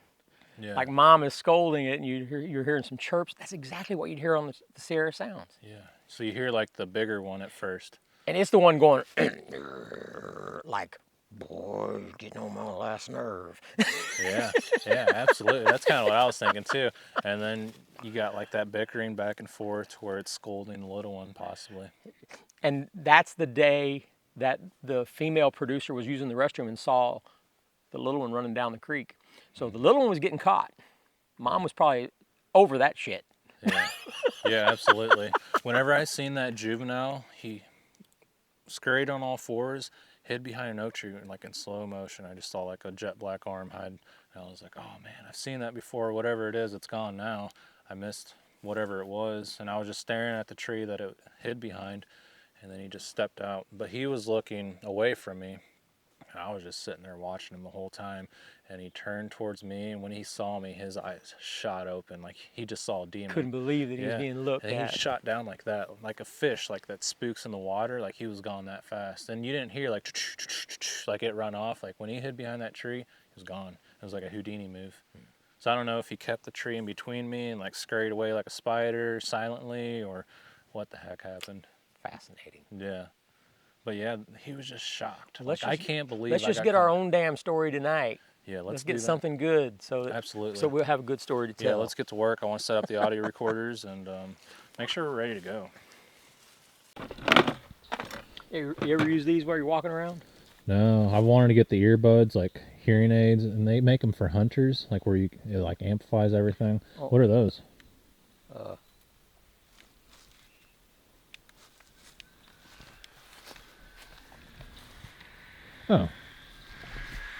That like cools you down. Yeah. I thought they were like headphones. Ooh, man, that's nice. Yeah, they'll last all day. That's cool. It feels Can't like hear anything, but it's like I'm on the beach when it's the wind's 100 degrees. Yeah. And you just have to go out and get your recorders and stuff, and yeah, it would help. That's pretty cool. I like that. Amazon?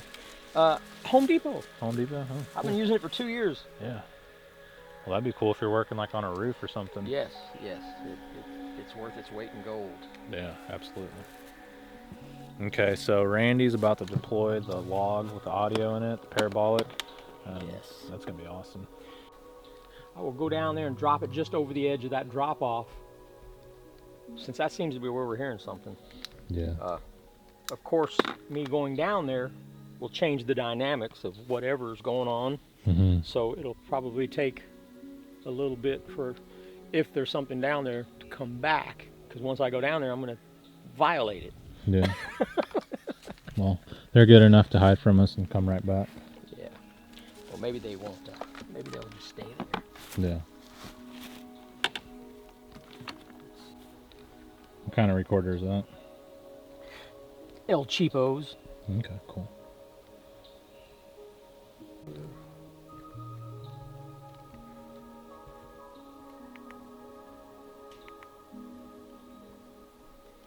Yeah, myself and the Ozark Harryman actually had a good experience here. One winter, we set up our parabolic microphones and our thermal devices. We had the wind in our favor, and this was all Joe's idea. He's like, you want to keep the wind in your face? And they started like smashing rocks and breaking limbs across from us on the other ridge, on the opposite ridge. We were sitting in their structure area where they had like X's and arches and all that. Mm-hmm. And it was really cool. I mean, you could see them on thermal, but they just looked like blob squatches because they were so far away. But it was pretty neat. What I was actually seeing through the thermal device looked a lot better than what it recorded. It seems like the recorded version on the device is like dumbed down compared to what you're actually looking through on the optics. But it was a neat experience. Yeah, I hate that resolution distortion when they were, you know, it gets downgraded. Mm-hmm. Yeah, somehow it's downgraded.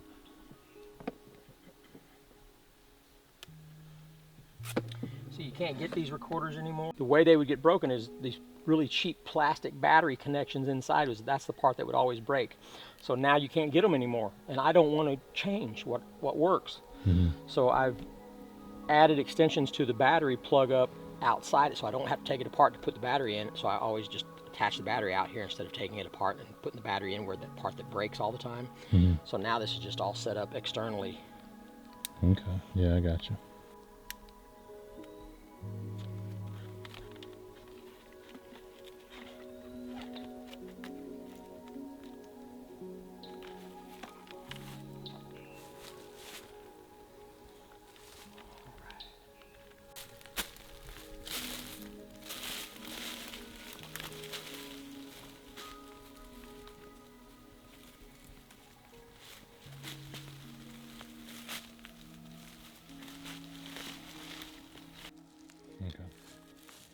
All right, so Randy's out there setting up the parabolic microphone, and it's an audio trap, so that'll be interesting to see how that works out. Hopefully we capture some activity, and I'm pretty confident something will happen. We'll find some type of evidence. Try it again? Yeah, let's try it again, and we're gonna see if the audio is coming through the headphones. Let's give it a shot. All right, so I'm gonna set up the Olympus 720 DM. I'm going to put a new Energizer Max battery in there. Get this thing all ready to go just in case something happens. And I'm going to go down this trail and hang the audio recorder in a tree.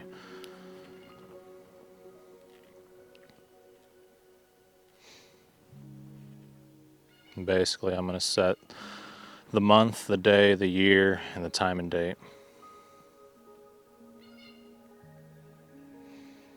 Try to make sure we get that all that accurate. That way, whenever we set the timer on there, it'll know when to turn on exactly. But we'll go to menu, go down here, oops, go down to timer record, make sure the preset's on. We want it to turn on at, let's say, let's do 7 tonight. Then it can shut off at 4:30 in the morning. That'll work. Record mode, MP3. Yeah, let's try to do the best quality. We'll do 320. The folder, I want it to save to the SD card in folder A. Record level. Yeah, we can set it on high.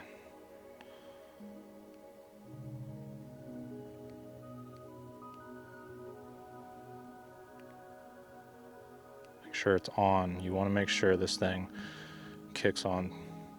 But basically what you'll do now is go back, shut it off with this side switch.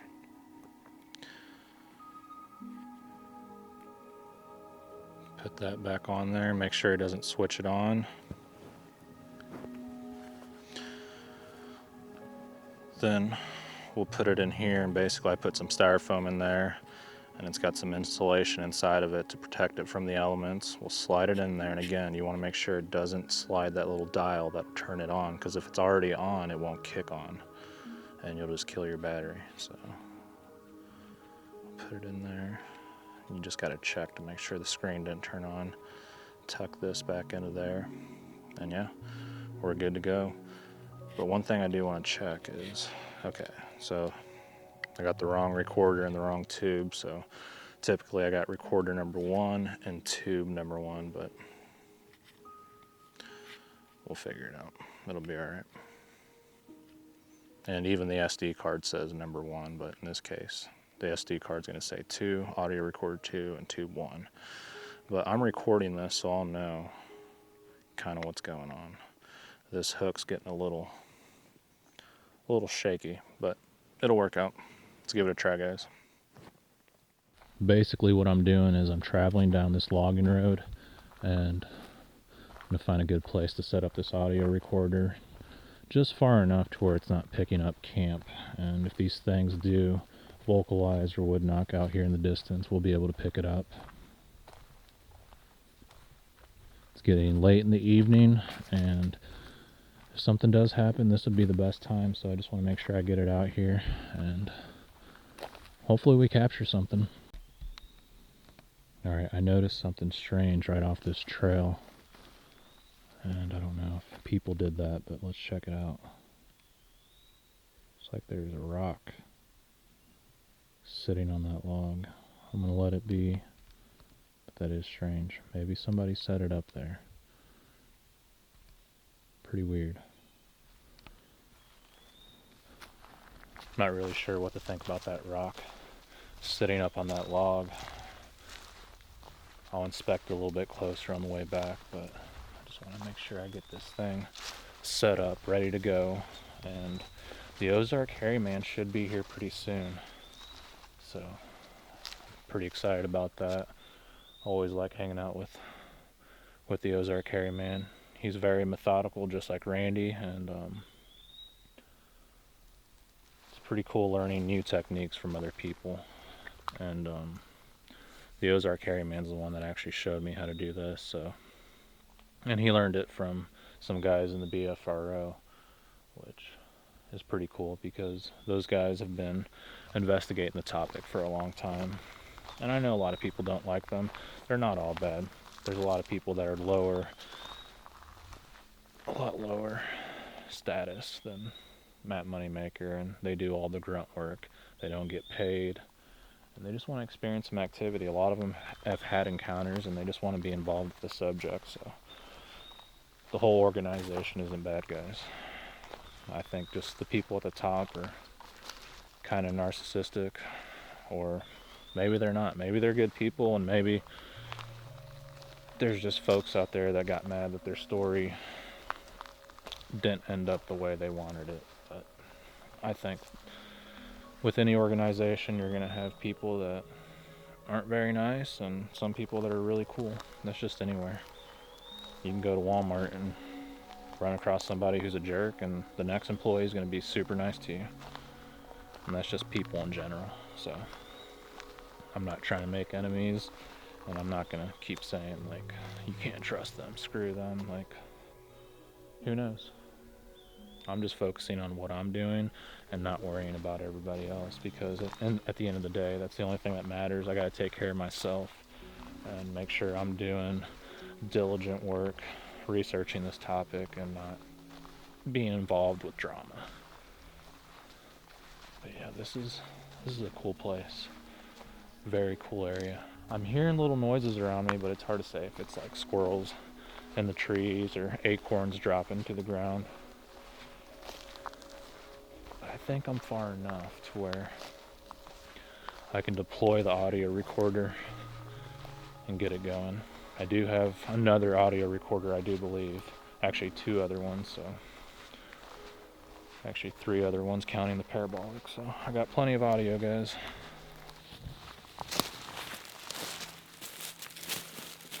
All right, let's hang this thing up in a tree and we'll see if these boogers come in. They're pretty sneaky, so we'll see what they do, and hopefully we get a reaction tonight. Hopefully that these things come in and do something.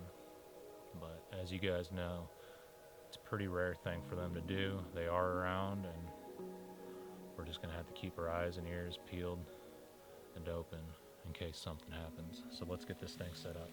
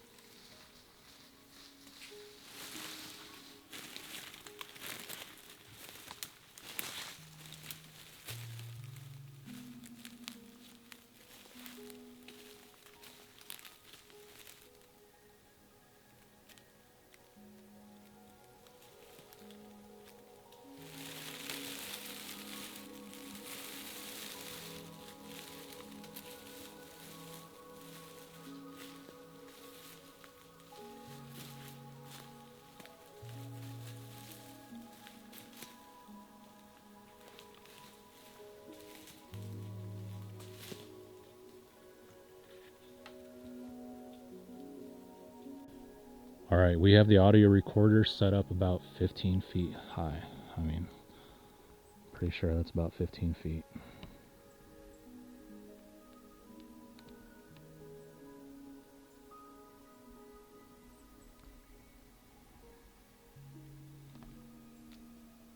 And this is like an old abandoned logging road that shoots off the main logging road, and I feel like that would be a path that they would want to travel down.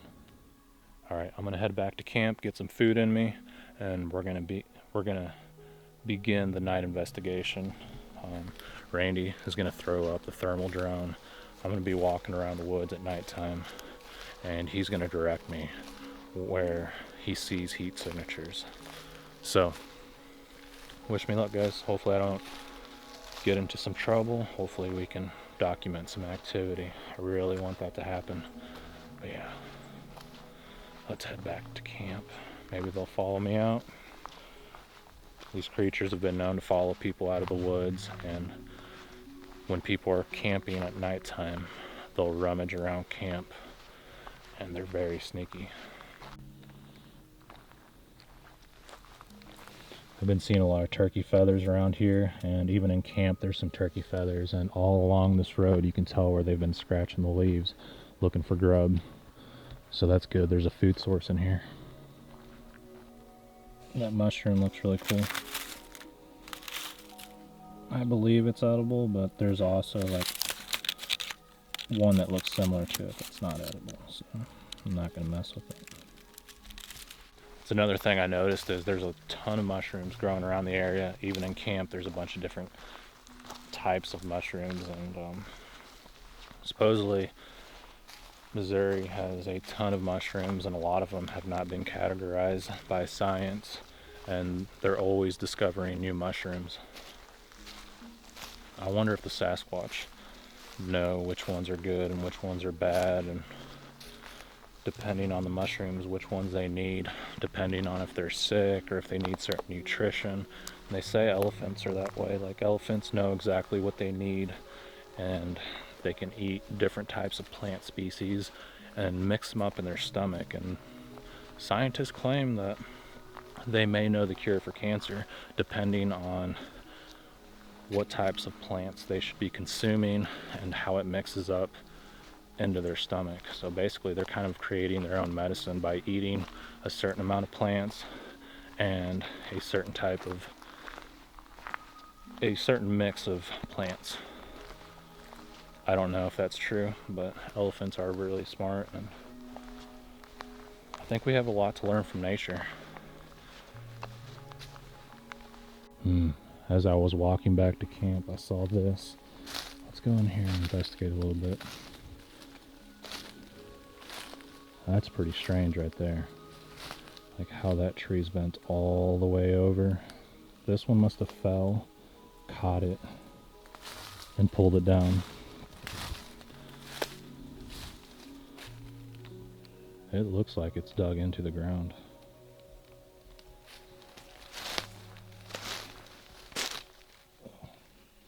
Got a spider web in my face. But yeah, check that out. Look how far away that is. Let's see. Wow. That's pretty amazing. Look at that. That thing is dug in there. Can't say it's Sasquatch, but it's pretty unusual.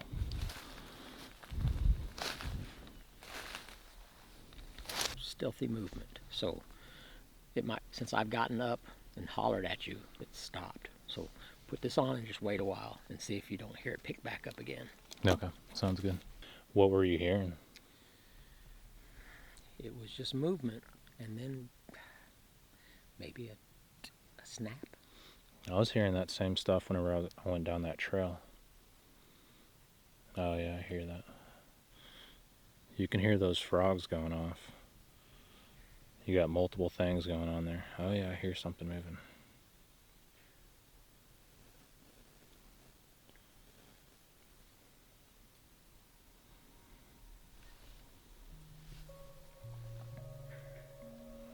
I mean, at first I thought it was bugs, but that definitely sounds like rocks, like rock on rock. Yeah. What were you hearing? Well, first of all, it took me a long time listening to that woodpecker. Mm-hmm. When I was hearing the woodpecker, I was like, man, that just doesn't sound like it's on wood. And I just had to keep listening. I can't really, I can't say that it's not a woodpecker. It's probably a woodpecker. Mm-hmm. But it didn't sound like it was just your basic woodpecker wood knocks. But just add in the other stuff. And, Yeah. I mean, until a rock actually lands right here, it Right. could be anything. But Yeah. But to me, that did sound like rock on rock. When we get quiet and don't talk, it stops. When I turn my head and kind of look back that way, it stops. So when we start conversating, it picks back up. well, maybe it's picking up our conversation on my recorder. If it can hear us talking, Mm-hmm. I might be able to isolate that part and pull that part out where you just have the part where you and I are talking or whatever, and then people can hear what's happening between our voices talking, so they can understand what we're talking about. Yeah.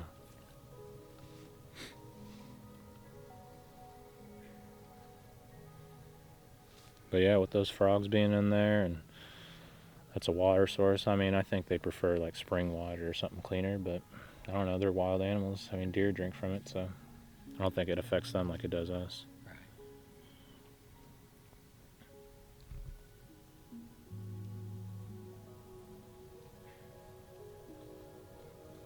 Oh, wow.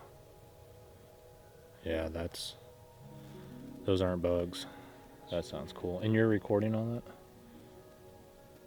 Dude, you gotta hear this.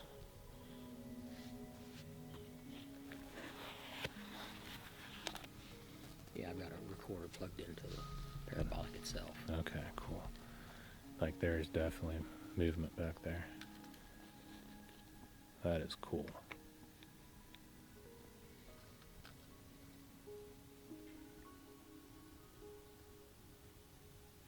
Did you hear that? Did you hear that knock? Uh-uh. Maybe that was that frog. Well, as we start talking, you'll hear it. It sounds like something is moving back there. I don't hear it without the headphones, though. It's like dead quiet. See, that's what me and Shane do when we've got this laying out, and then we'll both be in the tent. We'll both have a headset on, and you'll hear something, and we'll be like, we won't say anything. We'll just cut our eyes at each other, like, "Did you hear that?" Mm-hmm.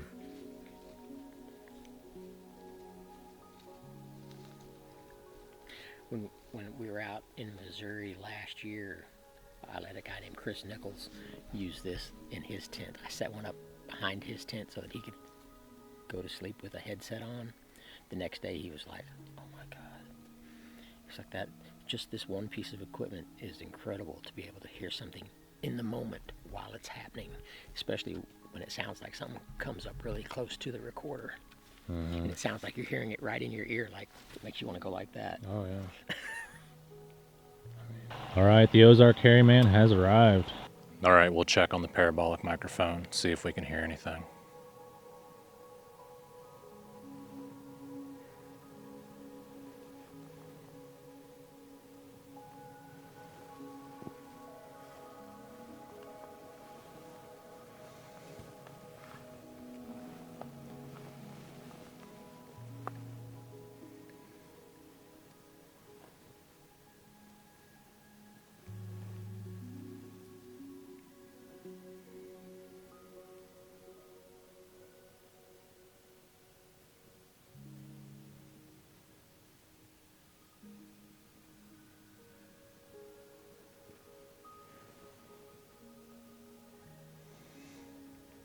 So far, the only thing I'm hearing are frogs.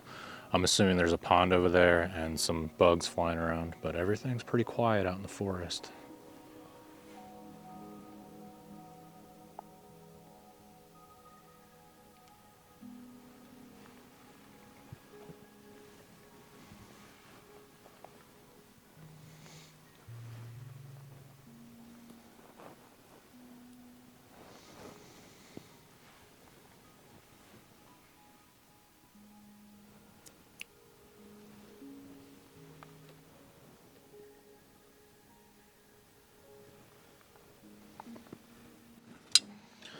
These batteries are dying quick out here for some reason.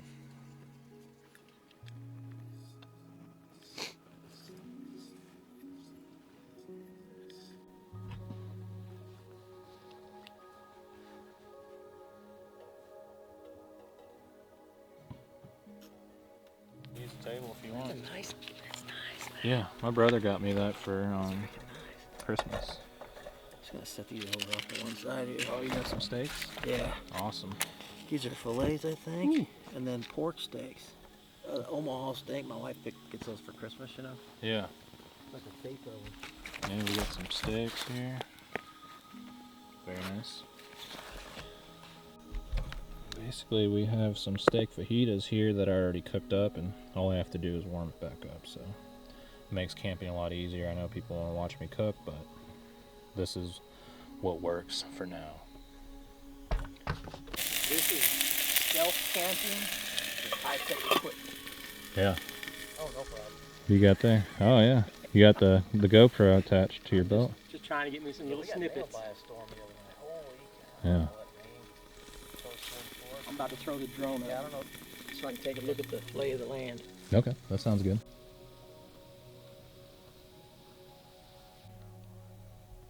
All right, we got some steak tacos here.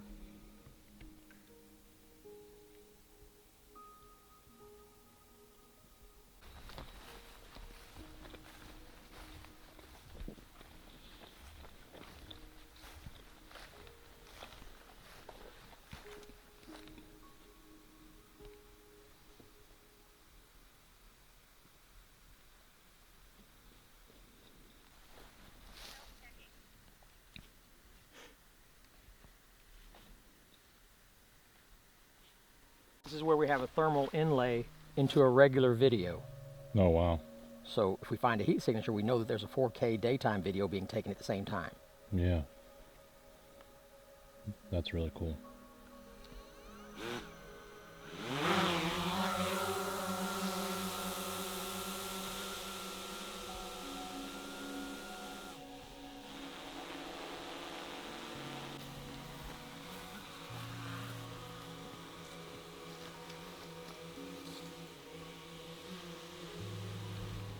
You have touchdown.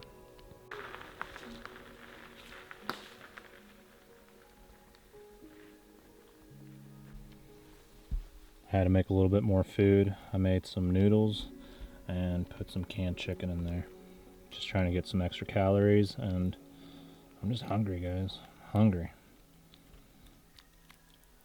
Seems like the wind's blowing down that way. So Randy has the wind in his face. But I think they're going to sneak up behind us so they can wind us.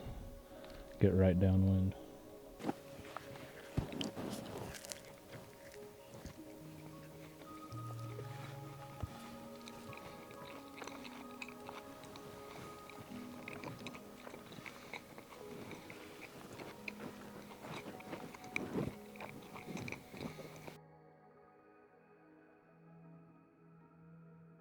So we just heard a loud tree break right behind us as they were talking back and forth. It was loud. And there's no wind. So let's take a look. I'm gonna get my pair. Yeah. Send the drone up and take a look. Yeah, let's do that. And that's the same direction. The same direction. Cool. We got some action. All right, it's about to be dark time, and Joe's setting up his audio recorders, and I'm gonna set up on the parabolic mic and just listen, see what happens. I'm not sure if the fire is gonna help. It's gonna be popping, and hopefully that doesn't mess up any audio. But we have heard some strange things.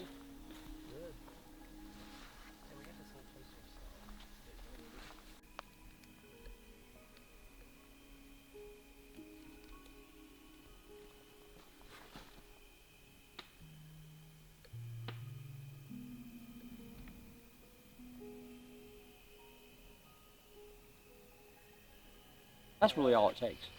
So if Yeah. I can hang out with more people that find ways to As soon squeeze as I it in, retire, I'm chasing boogers all across squeeze North it into their America. schedule, that's the people I want to hang out with. Yeah. That's what I do. Well, that's something I like to I can't say is I never give up on it, and I always want to get out there. Keep me on your short list of contact people.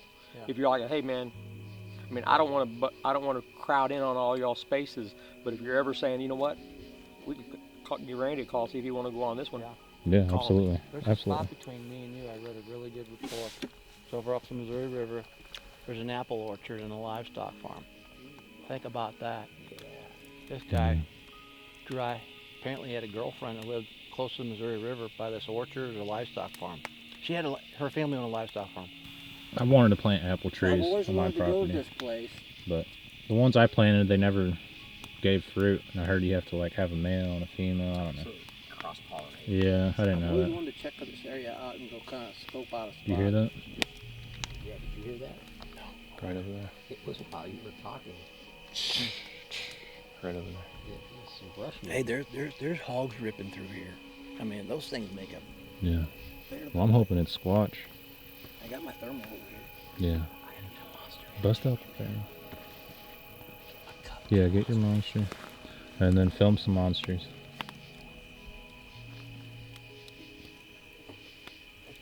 I'm glad you heard that, Randy.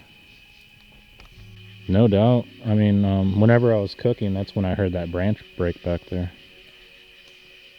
The moon's out tonight, guys.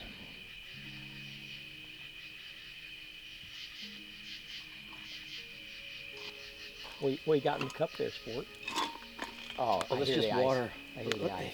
My friend, he likes he puts a snorkel on. He swims the Ozark streams, and he looks in the holes for stuff that people lost when they flipped their canoe.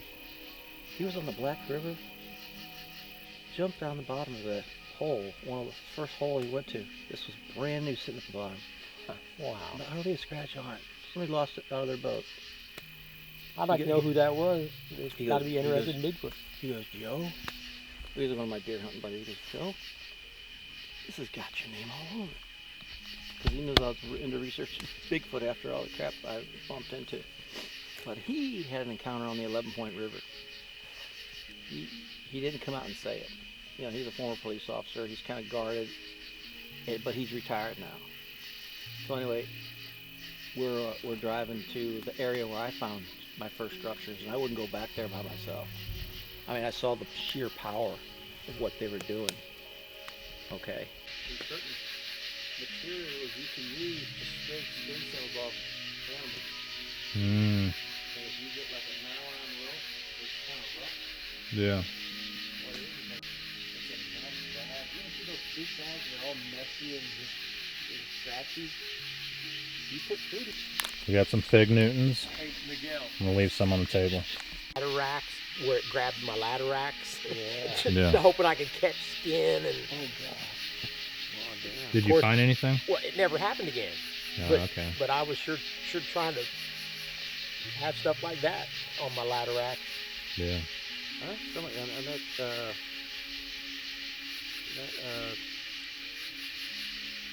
Hooper project where they pulled the you know, what's they say, Nova Ketchum.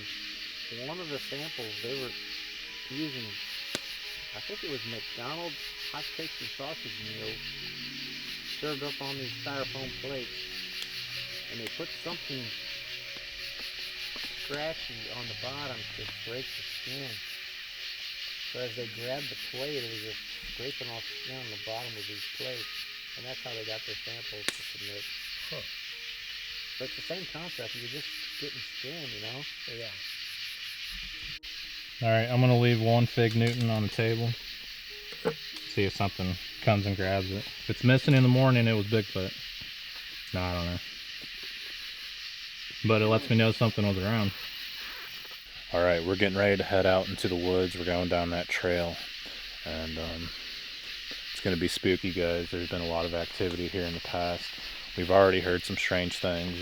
Earlier we heard some what sounded like owls, but it sounded kind of sick.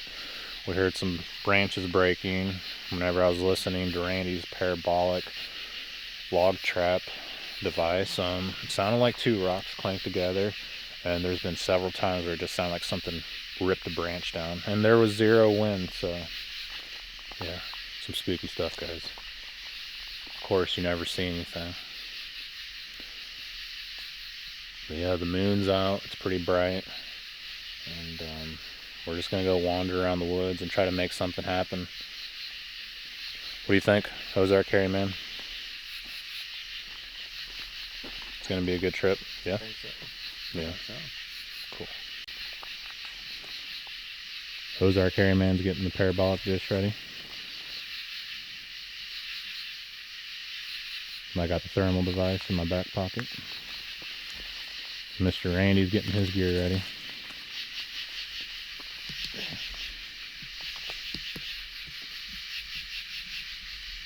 If somebody were to be hiking in here, you know, this is kind of a trail. Mm-hmm.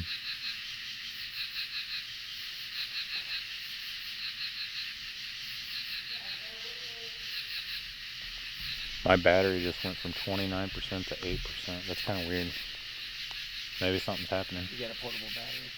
I got another battery in my pocket, but for it to die that quick in these conditions is kind of unusual. Because like whenever it's really cold, I expect that. But right now, that's weird. Hey, they say if these things are supernatural in some way, they'll drain your batteries. So, I'm seeing something back there. Like, do you see this sun right over there? Oh, yeah. See something like lit up? A little bit? Might be the moonlight reflecting off. It might, yeah. You got that moonlight right back there. Mm-hmm. Like there's anything shining in the woods.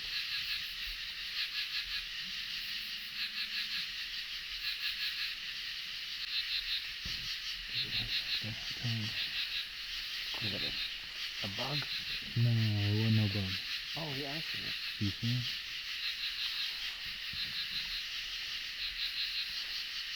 Do you still see it?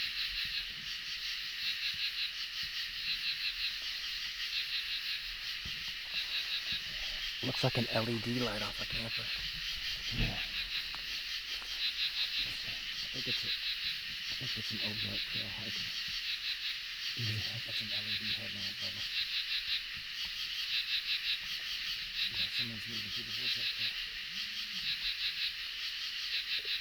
I'm up close to them.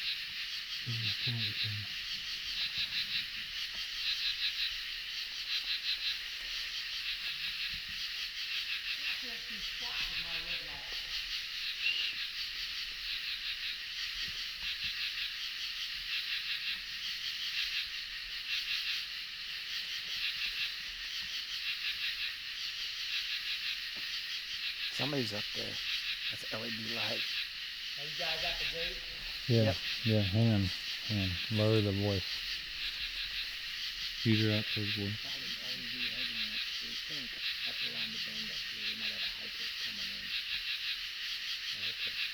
We'll go figure it out. Anybody got a thermal? Yeah.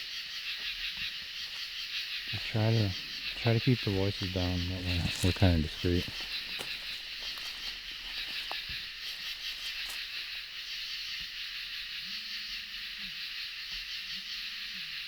That was either like an orb or a headlamp. It did look like a headlamp.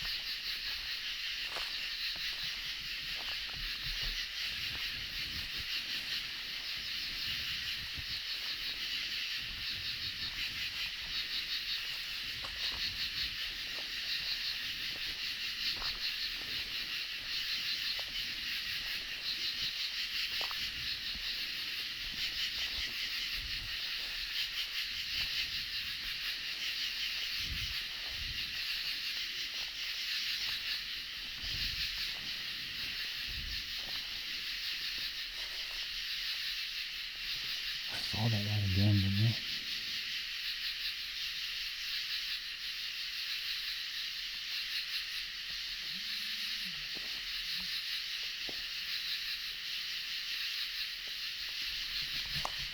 That light's down there. Straight down here.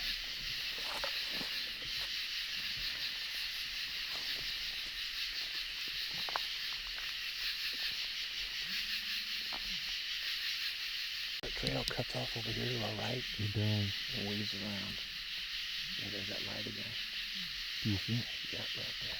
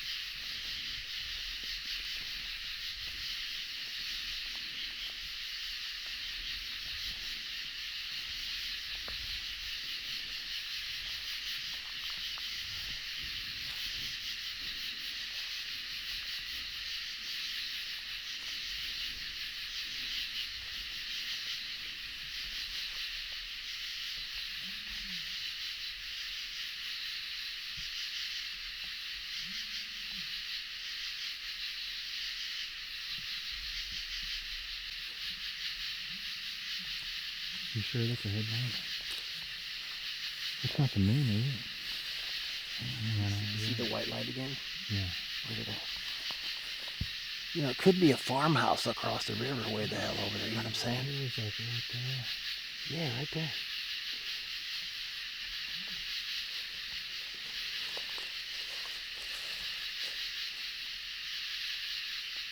And my battery's like dead.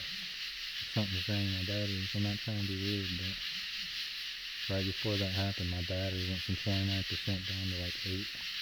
And now I'm on 0%. Thermal? I think that's just a farmhouse or something way the hell over there. No, there's no house over there, I'm telling you.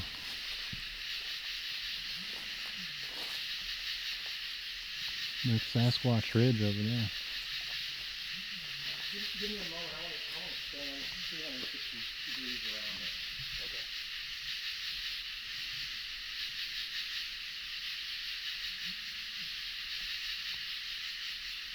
It's not moving.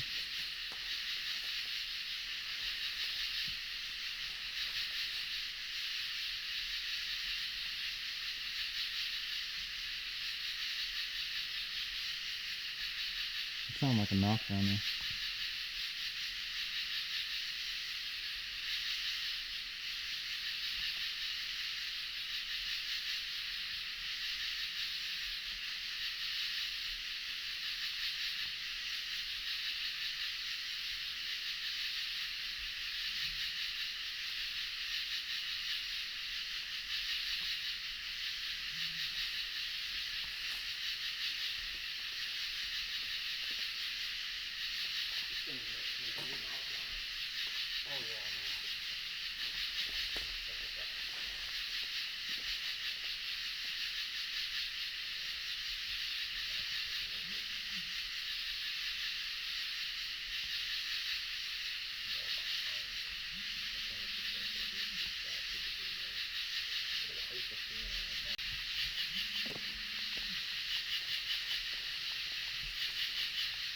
But basically, there's been that light up there on that ridge. Yeah. One just lit up right here next to us. Just boom, and then dimmed out. Wow. Right here, about like 20, 30 A yards little away. orb, huh? I don't know. Gotta be an orb. What the hell, man? I know. Because wasn't it closer to us when we were behind the gate? Yeah, It looked like it was right Yeah, there. it looked like it was right in there. Yeah, but for it to be a person, they got pretty damn far pretty quick. Yeah. Well, that's a hiking trail. It could have been. I thought it was somebody right here. That's weird. Thing is, I never saw heat signature on that light when I stopped. Yeah, and they got away from us pretty quick. It's just a solitary little one. I'm just gonna keep looking around.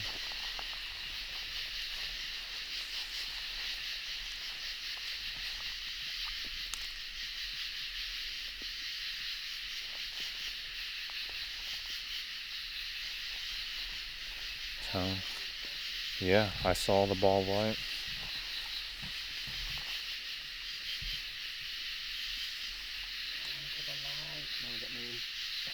It's like that. It's like the same activity from Brown Mountain in North Carolina.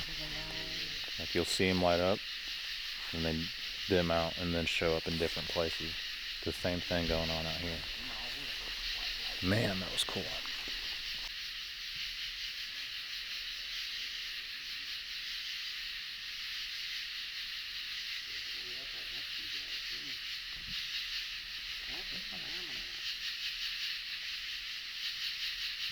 Out of my pay grade. Yeah, I'm not getting paid for that. No quantity. Find like fire crotch Straight ahead. places. That light, it showed up.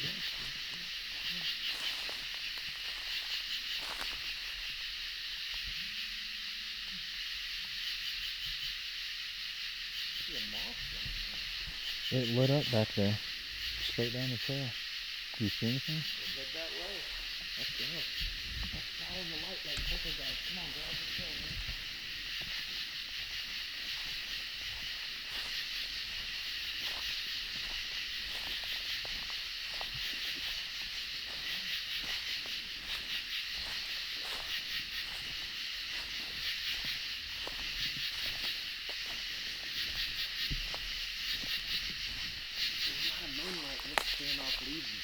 Yeah. Well, I could see the moonlight, but further beyond that, like how it's glowing right there, it lit up back there. All it's gonna take is a shiny leaf in moonlight. I guess so. I guess so, but I mean, look at the size of that. no, I saw it again. Yeah, it like glistened back there behind the moonlight, like a brighter light. Just keep looking straight ahead. It could be. But what I seen earlier, that was like a headlamp. Oh, look at that. That's moonlight back there? Looks like the woods is lit up. Yeah, it's lighting up the whole. Okay. That's still not that headlight bright light.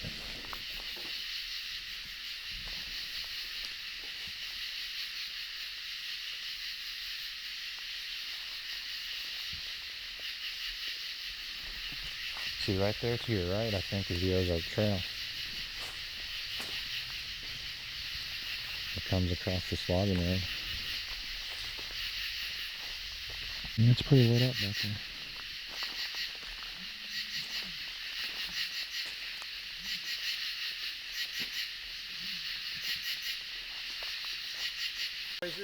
Yeah. And then we head back out in another hour or two. Yeah, that sounds good. I think this is where I have my audio recorder at.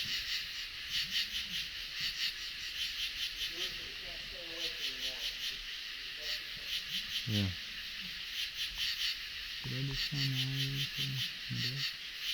What would a female be doing out here walking around at nighttime?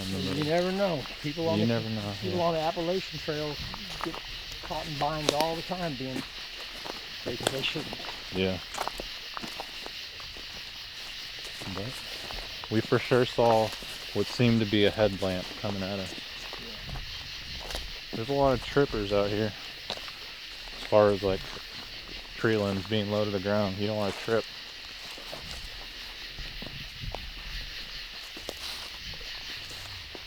But the good thing is Joe can confirm that we seen that light. Could have been someone with the headlamp. Could have been an orb. It's hard to say.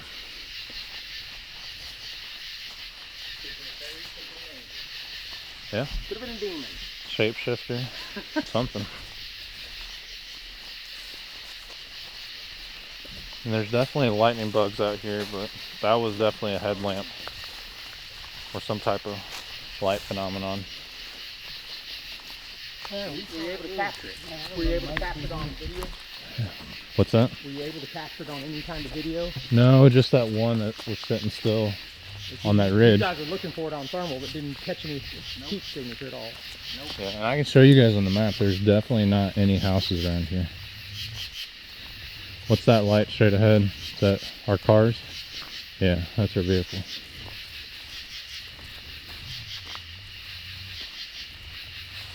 What's your battery powered on? Wow, this battery's at 40%. It was just at 100. That's weird. My batteries are draining.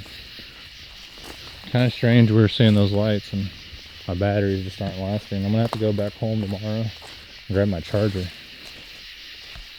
How far is home? 20 minutes from here. So I came back out here on the trail. I'm seeing that light again. There's just some type of light out there in the woods.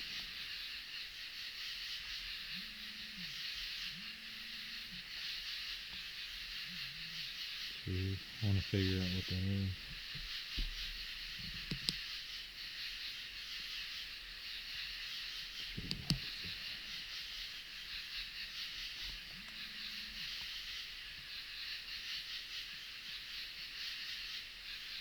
Kind of just disappeared. What the hell happened to it? There it is.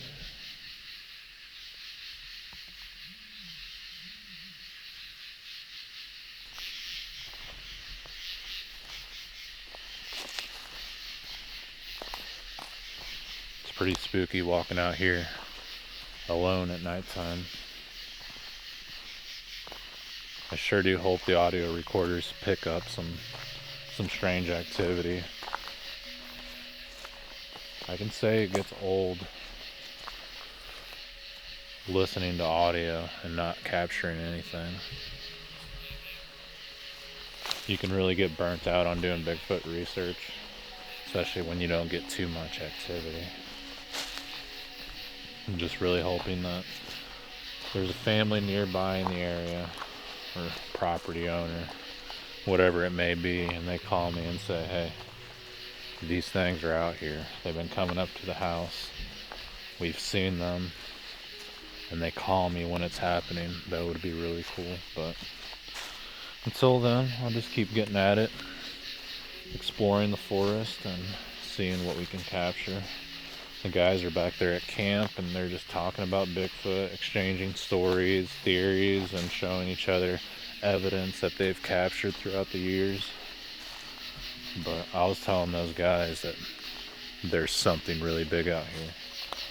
There's a big Sasquatch that lives out here, and I don't want to run into him, honestly. Whatever it is, it's huge. It can de-root a full-size pine tree.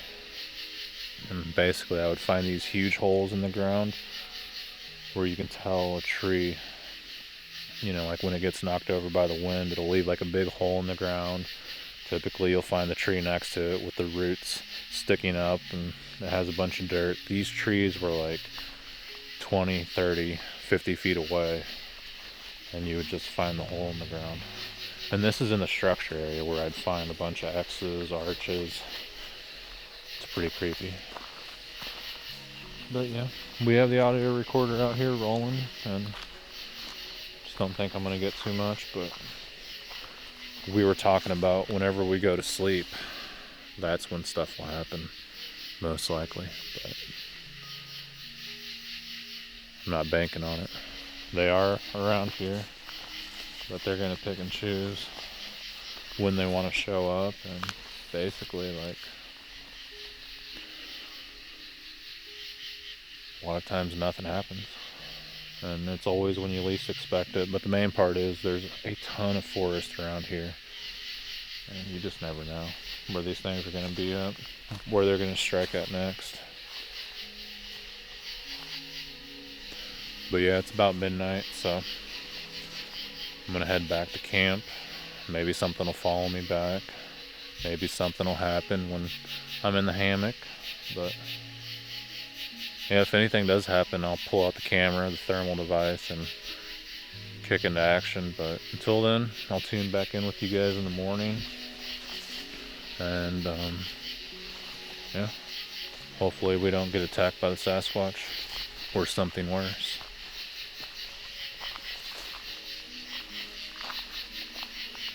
Talk to you guys in the morning.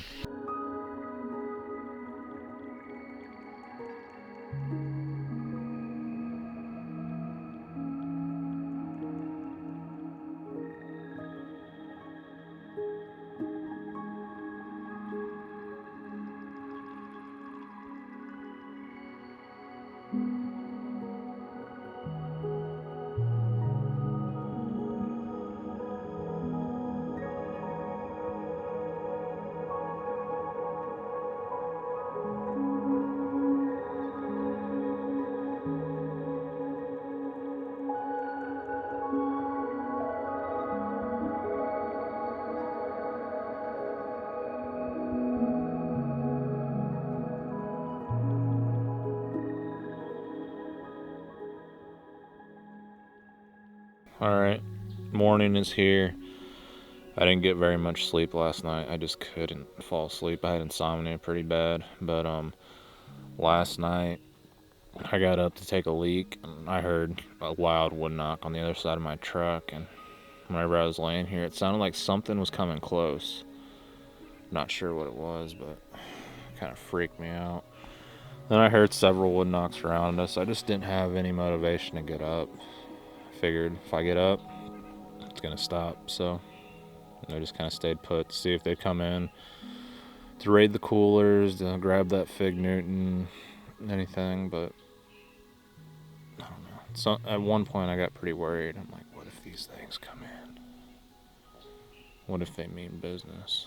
And they never did, but they were around us, and I know for sure it was a knock. It wasn't just like a, it was loud, like wood on wood. So today I'm gonna explore around the forest and see what type of sign I can find. Yeah, I'm gonna see what Randy would like to do. I'm not sure if the Ozark Hairy Man's gonna stick around for too long, but I'm just looking for some evidence, searching for some activity, anything I can find. But yeah, I'm running on like 2 or 3 hours of sleep, so we'll see. we'll see how it goes, guys. Well, When they're coming. if you get the opportunity, if you get time, maybe pull up your phone and watch the bluff charge video of mine, because it explains all that, and you'll get to hear the bluff charge and how it all happened. I think we could have success with that here because of the size of this area, how many roads, just lone, sad little roads out in the dark, and we can just tootle down them, shut the engine off. We can be in there, turn lights on, be it on our phones, filming, and it'll look like that from the outside, just dark, like there's nothing there. And that they come a lot closer when they don't see people in the car. To them, it's just an empty car pulled in there and stopped. What are they doing? And then they come down close. At least that's what I've had happen. I think you guys will like it, especially if we get some action. And you'll find that we just keep moving until we find wherever they happen to be. They will come down to the car. If they're out and you're tootling in there at 3 a.m. and stop, they're gonna be like, what?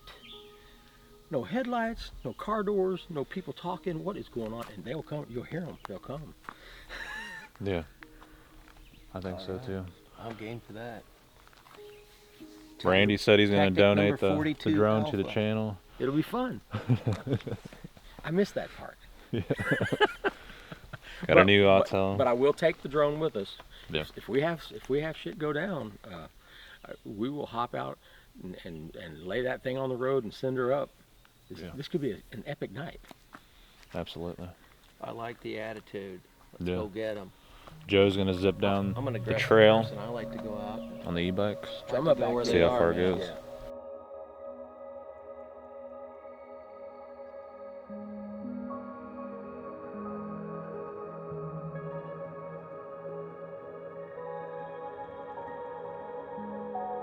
Ringling, and you heard him, folks. He said he has a big honking battery. Everybody knows what a honking battery is. Yeah. Not a lot of 750 watters for the urban commuters. Want to check out this rock that's sitting up on this stump. See if there's anything strange to it. See what you guys think. So it's about 10 or 15 feet off the trail. What do you guys think about that? That's kind of strange. Either a person did that, or, as you guys know, the hairy people. I mean, a person easily could have done that. I could do that. But at the same time, we are in a Squatch area, guys. So you're going to find strange things like that. Let me know what you guys think down in the comments below.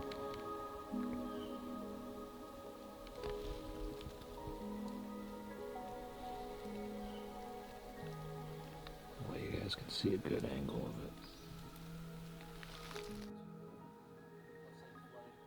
Alright, so right now Randy's back at camp reading a book, and I'm out here in the forest exploring, and basically I'm traveling down a certain well-known trail, and just trying to see if I can jump anything up. Maybe something will cross the road, maybe I'll experience some activity. But we have heard some strange things at camp. It's too hard to say if it's actually Bigfoot, but from my experience, they will make noises like that around you, and as you look, there will be nothing there. So again, I can't say it's Bigfoot, but it's pretty strange the things that have happened, and this is an active area, and it would just be cool if they'd give us a little bit more than that, but that's just how it goes. It's all random by nature, and you just can't predict when this stuff's gonna happen. I'm really banking on some good video, just because audio, even if it's an awesome vocalization, it's never gonna prove anything. And even with video, like if you capture one of these things on film, people are just gonna say it's fake, a man in a suit, CGI, AI. So you can never win, but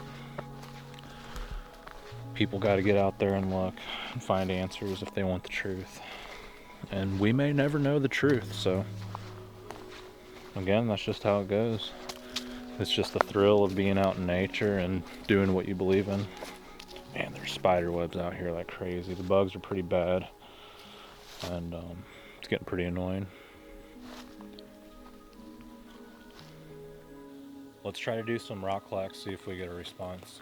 I'm pretty far out here in the woods, and I'm actually pretty close to where I found structures in the past, so we'll see. It's the middle of the day, so I don't expect anything.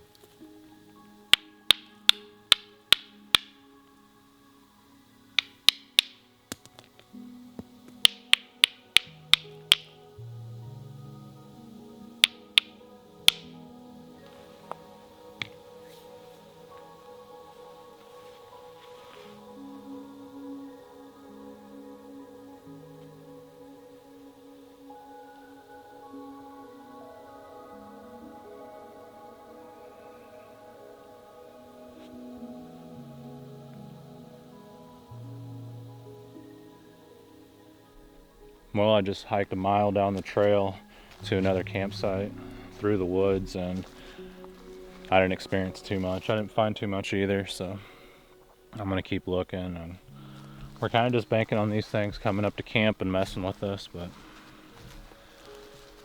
it's just difficult to gauge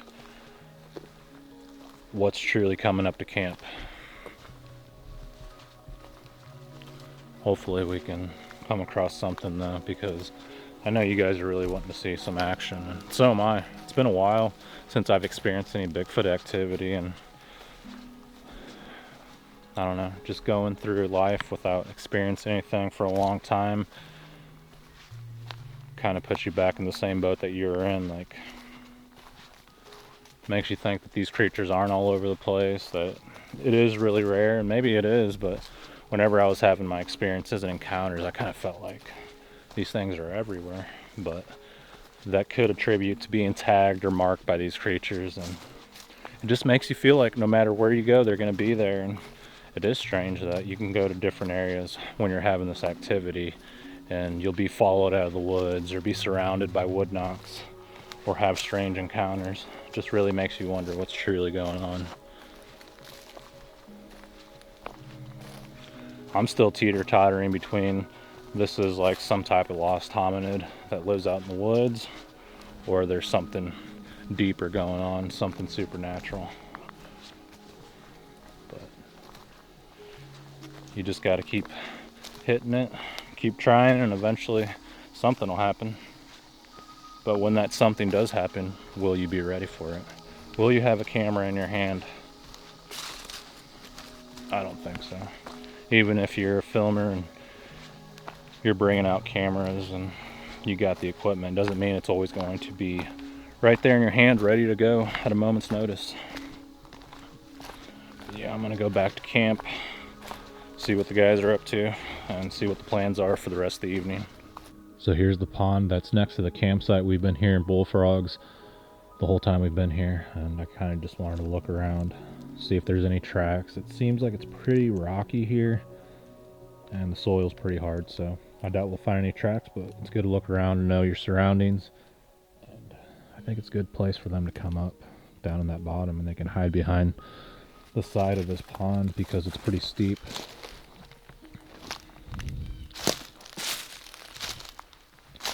But yeah, I mean, there's two things going on here. There's frogs in there, and it's a water source, but also this drainage has to lead to a creek, so we'll just look around, see what we can find.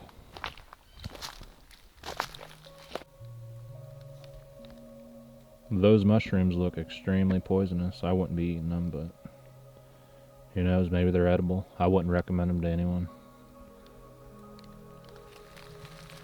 All right, Randy, what do you got going on over here? We've got these LED flames, which put out a nice little soft glow at night, and it's also Bluetooth speakers. So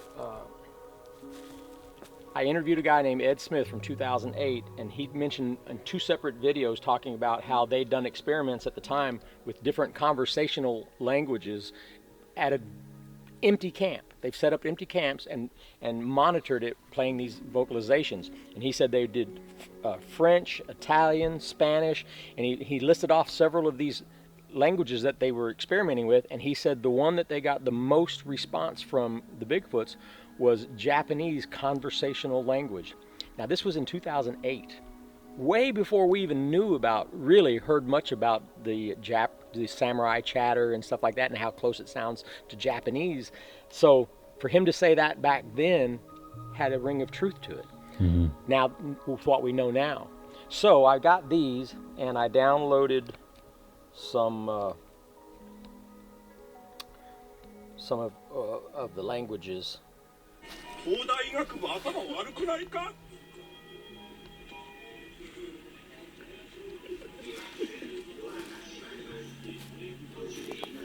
東大医学部は頭悪いうるさい本当だからだ本当のこ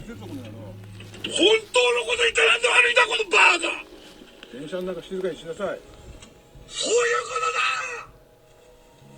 とだ分かったか知らねえよ知らねえじゃねえ Imagine that coming out of a tent Yeah. in the dark woods. Oh, yeah. You think a Bigfoot would be attracted to that? I think so. なんでお前は正しいんだ正しい根拠を言え正しい根拠だお前が正しい根拠を言え What I did was I found one of my old Galaxy phones. This is my Galaxy 10, which is still old, but I have an even older one that when I upgraded, I recharged it and downloaded all the videos that I wanted to play on these. And so I would use that phone because I could leave it in the tent with these two things and still have my good phone. And it would just play on these with its own Bluetooth connection. And you can walk away from a standalone experiment, leaving it in there. And I've got about 3 hours of downloaded videos. Some of it is just conversational Japanese between a man and a woman, between two men, and then there are some arguments like that one that you just heard on the train. So it's going to be a variation of Japanese communications, including arguing and stuff. And then it'll shut off. When it's done, it'll just shut off. That's why you should have logs sitting outside of the tent, constantly recording, so that when these shut off, what happens after that? Because we'll be gone. If something has come in because of that being an attractant, what would they do after that? Right. That would be awesome. Yeah, absolutely. Yeah, let's keep experimenting, and we'll see what happens. See if we get a reaction. That just gives me ideas. Yeah. It really opens up the can of pondering on what works and what doesn't. What we need to do is remove ourselves from the area so that nothing is concentrated on what we're doing. Yeah. And let 3 hours of audio be going on. And if that's what brings them in, they're going to be out there like, holy hell, they sound like us, and they're in there arguing. Can you hear that? Can you believe this? And when it stops, it'll just be them out there with a blank tent. What would they do next? And that's what our recordings would pick up, what they would do after that. Yeah. We can also try like Native American language. Sure. Ancient Hebrew. Yeah, oh, absolutely. Some type of Mongolian Across language. the board. Yeah. Who knows? Yeah. We'll experiment. That's the only way to figure out. Right. A lot of this seems crazy, but if you don't try, how are you going to know? Well, we know they come up to tents. You Yeah. know, women and children, if you hear them in a tent, you know, they come around. We know that that's already a stimulant. So let's up the game to what would really intrigue them if Japanese sound is very close to what they sound like at times. So how would they respond to that? They probably never, ever heard that in a tent. Right. What the heck is that? Right. It sounds like Dad yelling at us. Yeah. Absolutely.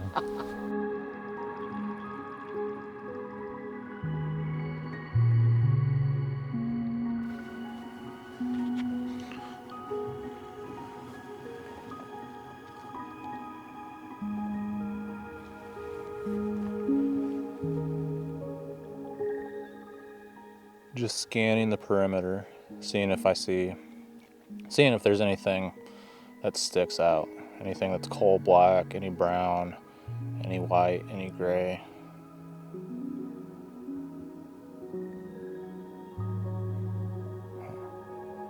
There is something white back there. Not sure what it is.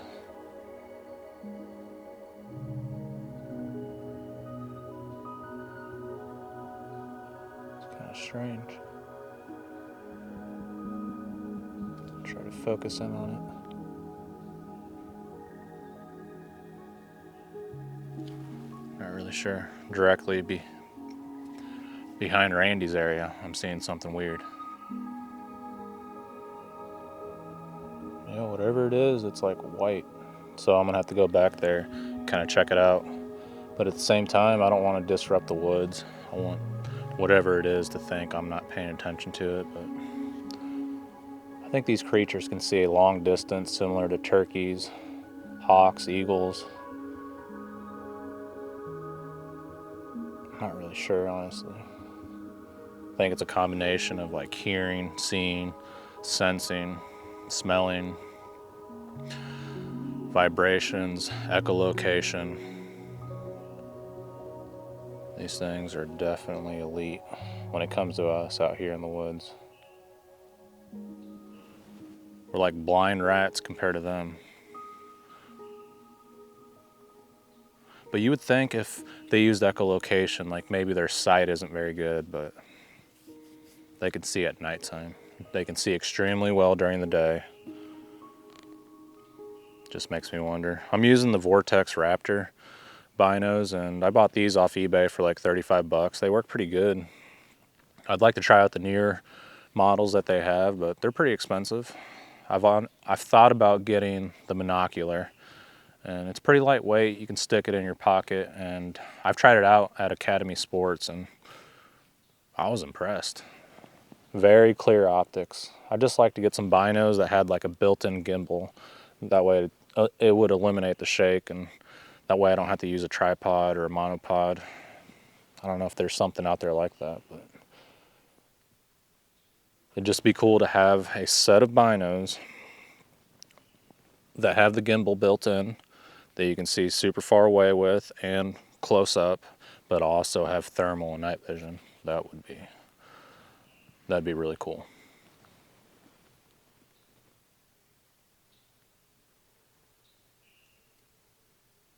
If you guys have any good ideas that you'd like me to try out here in the field, let me know down in the comments below.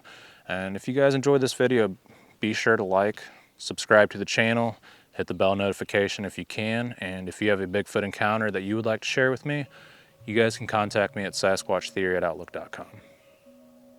I appreciate everyone for watching, and for the people that have joined the membership channel.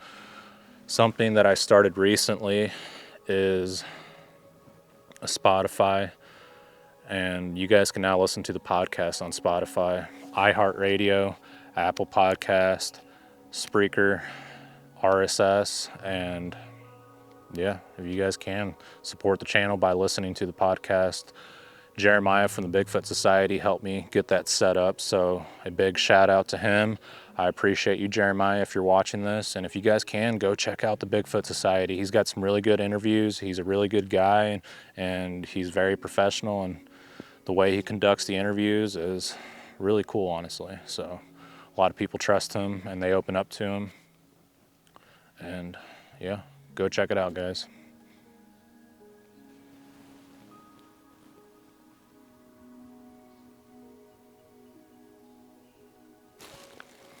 This is interesting. One thing I've noticed is that there's a lot of chanterelle mushrooms growing out here, and this is kind of where we've been getting activity. So could be possible these things are coming up, grabbing some mushrooms, and we just happen to be in their area. There's a lot of different mushrooms growing in this place, so could be something they're coming up and snagging. We'll see. We'll pick a few chanterelle mushrooms and we'll cook them up with the steaks later. And yeah, I think it'll be pretty good. I don't know if the guys will trust me with the mushrooms. They kind of look poisonous, but I assure you guys, these are chanterelles. They grow all over North America. You can find them in Canada, Washington State, and I'm sure in every state these things are popping up. But they only come up in certain years or certain times of the year, as far as like August. And whenever I had my Bigfoot encounters, these things were growing all over the place. And it's my theory that the Sasquatch were in the area because the mushrooms were growing, but it's hard to say. Well, it's about to be dark time, and we haven't heard too much. I've heard some owls going off, and just typical noises from the woods, and I'm just kind of starting to lose faith in Sasquatch activity. I mean, honestly, how many people go camping out in the woods or fishing, hunting, and never experience anything? But anything could happen, of course, and I always say that. I just think it's going to be another camping trip without any activity. But we have heard some strange things. Last night, like I said, we heard some tree knocks, but nothing significant. I don't know what else in the woods knocks like that, but there are noises in the forest that aren't always Bigfoot. I mean, I personally think it was Bigfoot. It's pretty unusual that I got up, took a leak, and as soon as that happened, something would knock really loud. And it did sound like wood on wood, and it was pretty close. So, who knows? And that's why the channel's called Sasquatch Theory. Maybe they saw that I got up, warned the rest of the group, but at the same time, I'm trying to get some video footage. I want something significant to happen, and so far, nothing yet.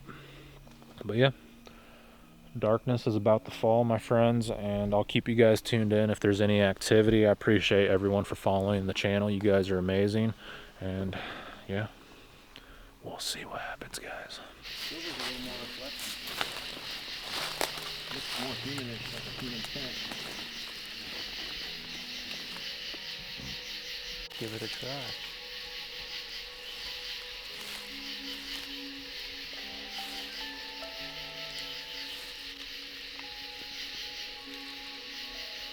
What's the idea here, Randy? Well, we were experimenting with this earlier. We're just going to set up the audio portion of these LED speakers and Power on. Your Bluetooth device is disconnected. Power on. Your Bluetooth device is disconnected. The Bluetooth device is connected. Call it the Samurai Chatterbox. Your Bluetooth device is disconnected. The Bluetooth device is connected. all right. だからお菓子的なこう娯楽的な生きがい何%、でこうでもそれをこうコストを下げていこうっていうアクティビティも何%、でも未来に何かをやりたいっていうのも何%っていうのをチッてこう組み合わせて自分の心のコンディションが悪い時にはその娯楽的な生きがいを増やしてあげたり、やる気がある時はチャレンジの生きがいってみんなと自由にそういう生きがいが見つかるよ。でも見つかるところまでしか教えてくれないところの方が多いと思うんだよ。深いな。 Hey, we're both laughing. You got a big log there, Randy. なんかつまんないなと思ったり、なんか人生時間長くないみたいな感覚になったりする時もあるじゃない。 All right, we are あれ recording. まだ30 Alright, good deal. He's putting the audio recorder in the parabolic Yep, into the log. I'm gonna set the parabolic up out here. All right. So, and that shuts off in an hour and a half, and it should peak where it's just conversations between a Japanese man and a Japanese woman. And then there's a couple of conversations with just two Japanese women. So it at least sounds interesting, and then it's going to culminate in a little more aggressive conversations down to a downright argument where a Japanese guy is just screaming on a bus. And so it should have a trajectory that will amplify what if something is out here listening, that'll kind of get them agitated, I would think. Yeah, let's give it a shot. Especially if they think there's a woman in there getting abused. Yeah, that's never any good. We don't have to share. We'll both get the same recordings of what happened, so you guys will have his copy. Okay, cool. Yeah. It's worth a shot. My approach is just get out there, fish, and hunt. And I like your methodology as far as testing new things and trying to apply different tactics to see what works. Right. And this wasn't too difficult. And it's not like we had to go through a bunch of extensive labor to put something together that could be profound. Yeah, you never know. Now if I can find it, Yeah, we'll find it. Just straight back from camp. There we go. It's like a little mini tent. Sounds like people are in there talking.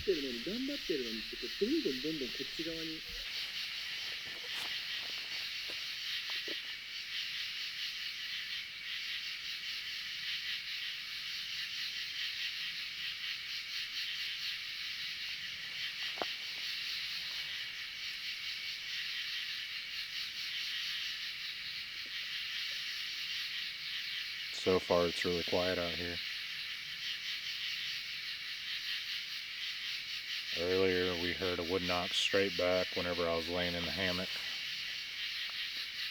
I couldn't tell though because Randy was getting his stuff together, so could have been Randy, could have been the Squatch, but that's the same direction I heard wood knocks at 2 or 3 in the morning last night.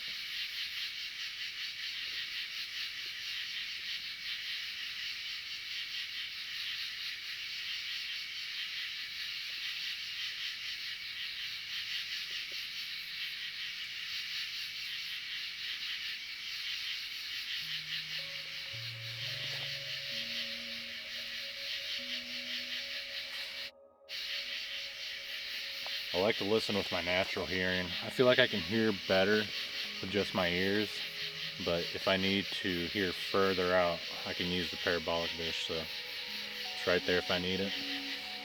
Just everything gets really muffled, like everything's more intense with the parabolic dish, so we'll listen first and see what we can hear. There's a lot of white noise with the parabolic dish.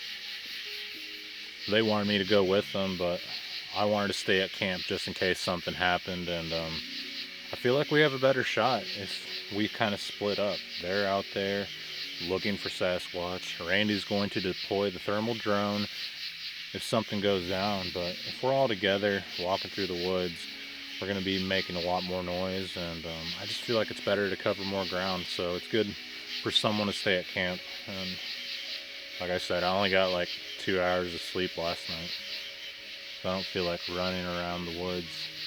And I don't know, I was up last night, and like I said, I heard those wood knocks, and I know they're around here. We heard things during the day.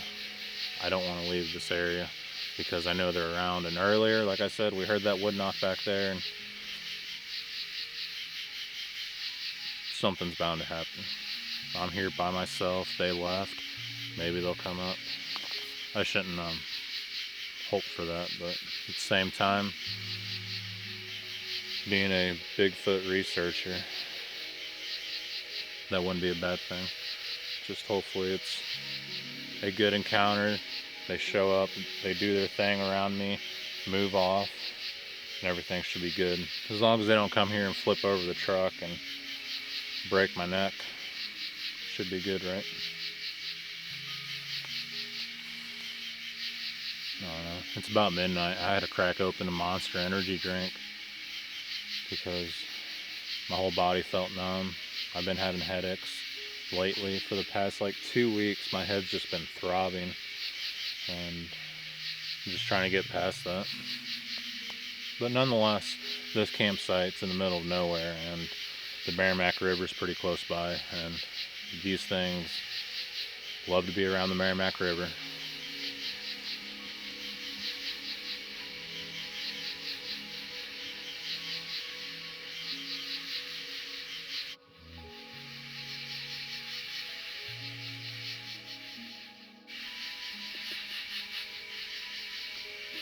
Alright, I was hearing some strange noises out there. I think it was coyotes, but something strange.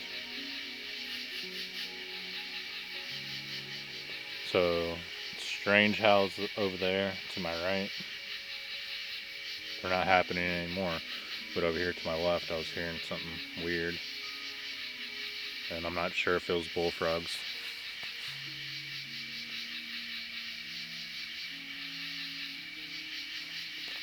Of course, once I get all the gear out, everything stops. That's typical.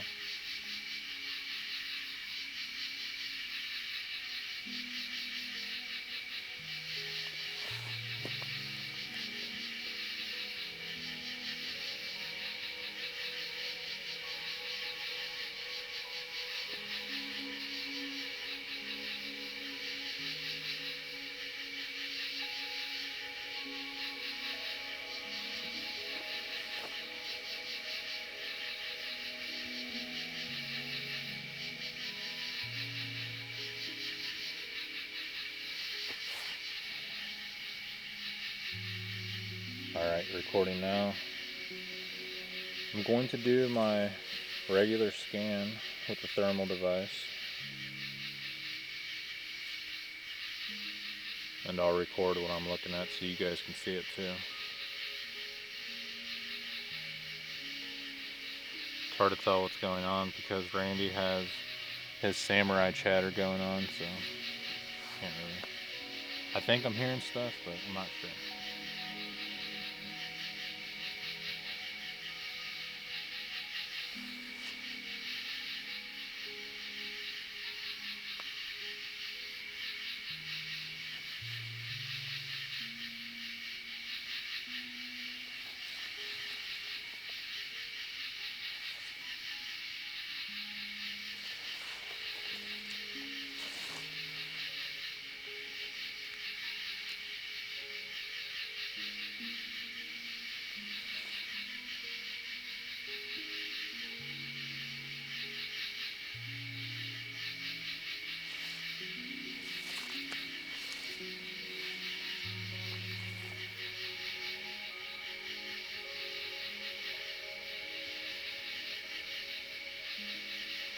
Alright, I'm not seeing much on the thermal device, but it does look really clear tonight. Like the thermal looks really good, so pretty impressed.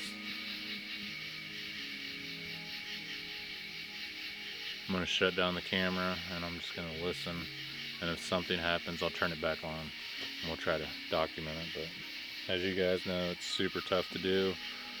It all happens really quick. By the time you turn things on, it loads up, you hit record, boom, everything's quiet. I only have 36% left. For some reason my batteries keep dying pretty quick. I need to buy some new Sony batteries for my camcorder, and man, they're expensive. I think it's like $70 for one battery, maybe more, maybe like a couple $100. I think like $120 at the most, but I'm going to have to do that because I only have one Sony battery that came with the actual camcorder, and then I bought two other ones, but they're like an off-brand, and they don't last as long, so I want to get two more of them. I got another one in my pocket just in case, but I think it's only got like 10% left. My charger also broke as well. Whenever I was in Alaska, I wrapped it up and put it in the dry bag. I shouldn't have done that because whenever I wrapped the cord around the charger, it like broke something in the inside and it won't charge. I have to like wiggle it around and hope that it charges, but it always disconnects, which is pretty annoying. And it seems like everything's been breaking. Whenever I got back from Alaska, my speakers that plug up into my computer just stopped working. All kinds of stuff. For some reason, my electronics are just breaking down. But I'm gonna walk around, see if I can hear any wood knocks, see if anything happens.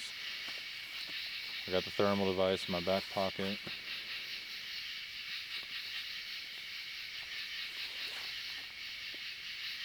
Got the parabolic dish. We'll see, guys. We'll see. It's a spooky feeling being out here on my own, and I think those guys are going to be out there for a couple hours, and it's just weird.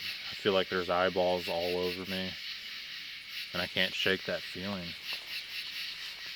If you're a Bigfoot researcher, you know what it's like to be camping out on your own, or if you just like to camp in general. When you're out there, the sun goes down, you just feel vulnerable.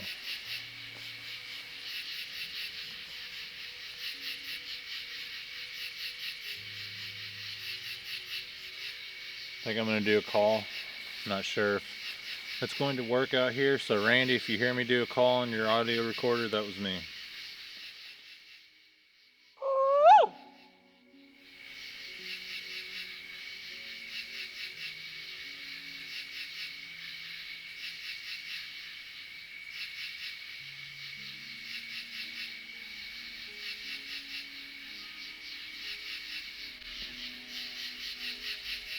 Try to scan the wood line.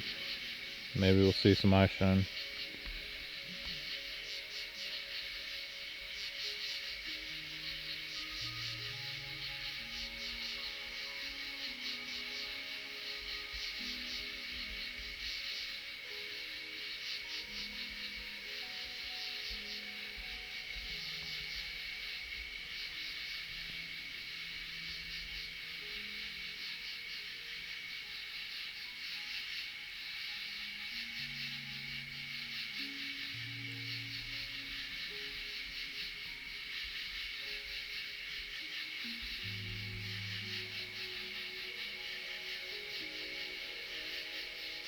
Do a wood knock. Randy, again, if you hear a loud wood knock, that was me. I'm desperate.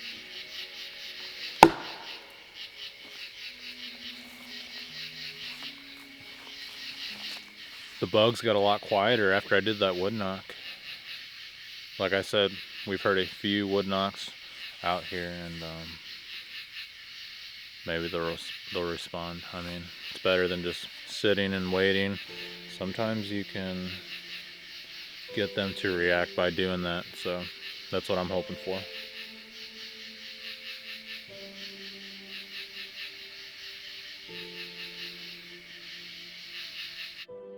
All right, Randy, thank you very much for sharing your encounters, your experiences, and the tactics that you use out in the field.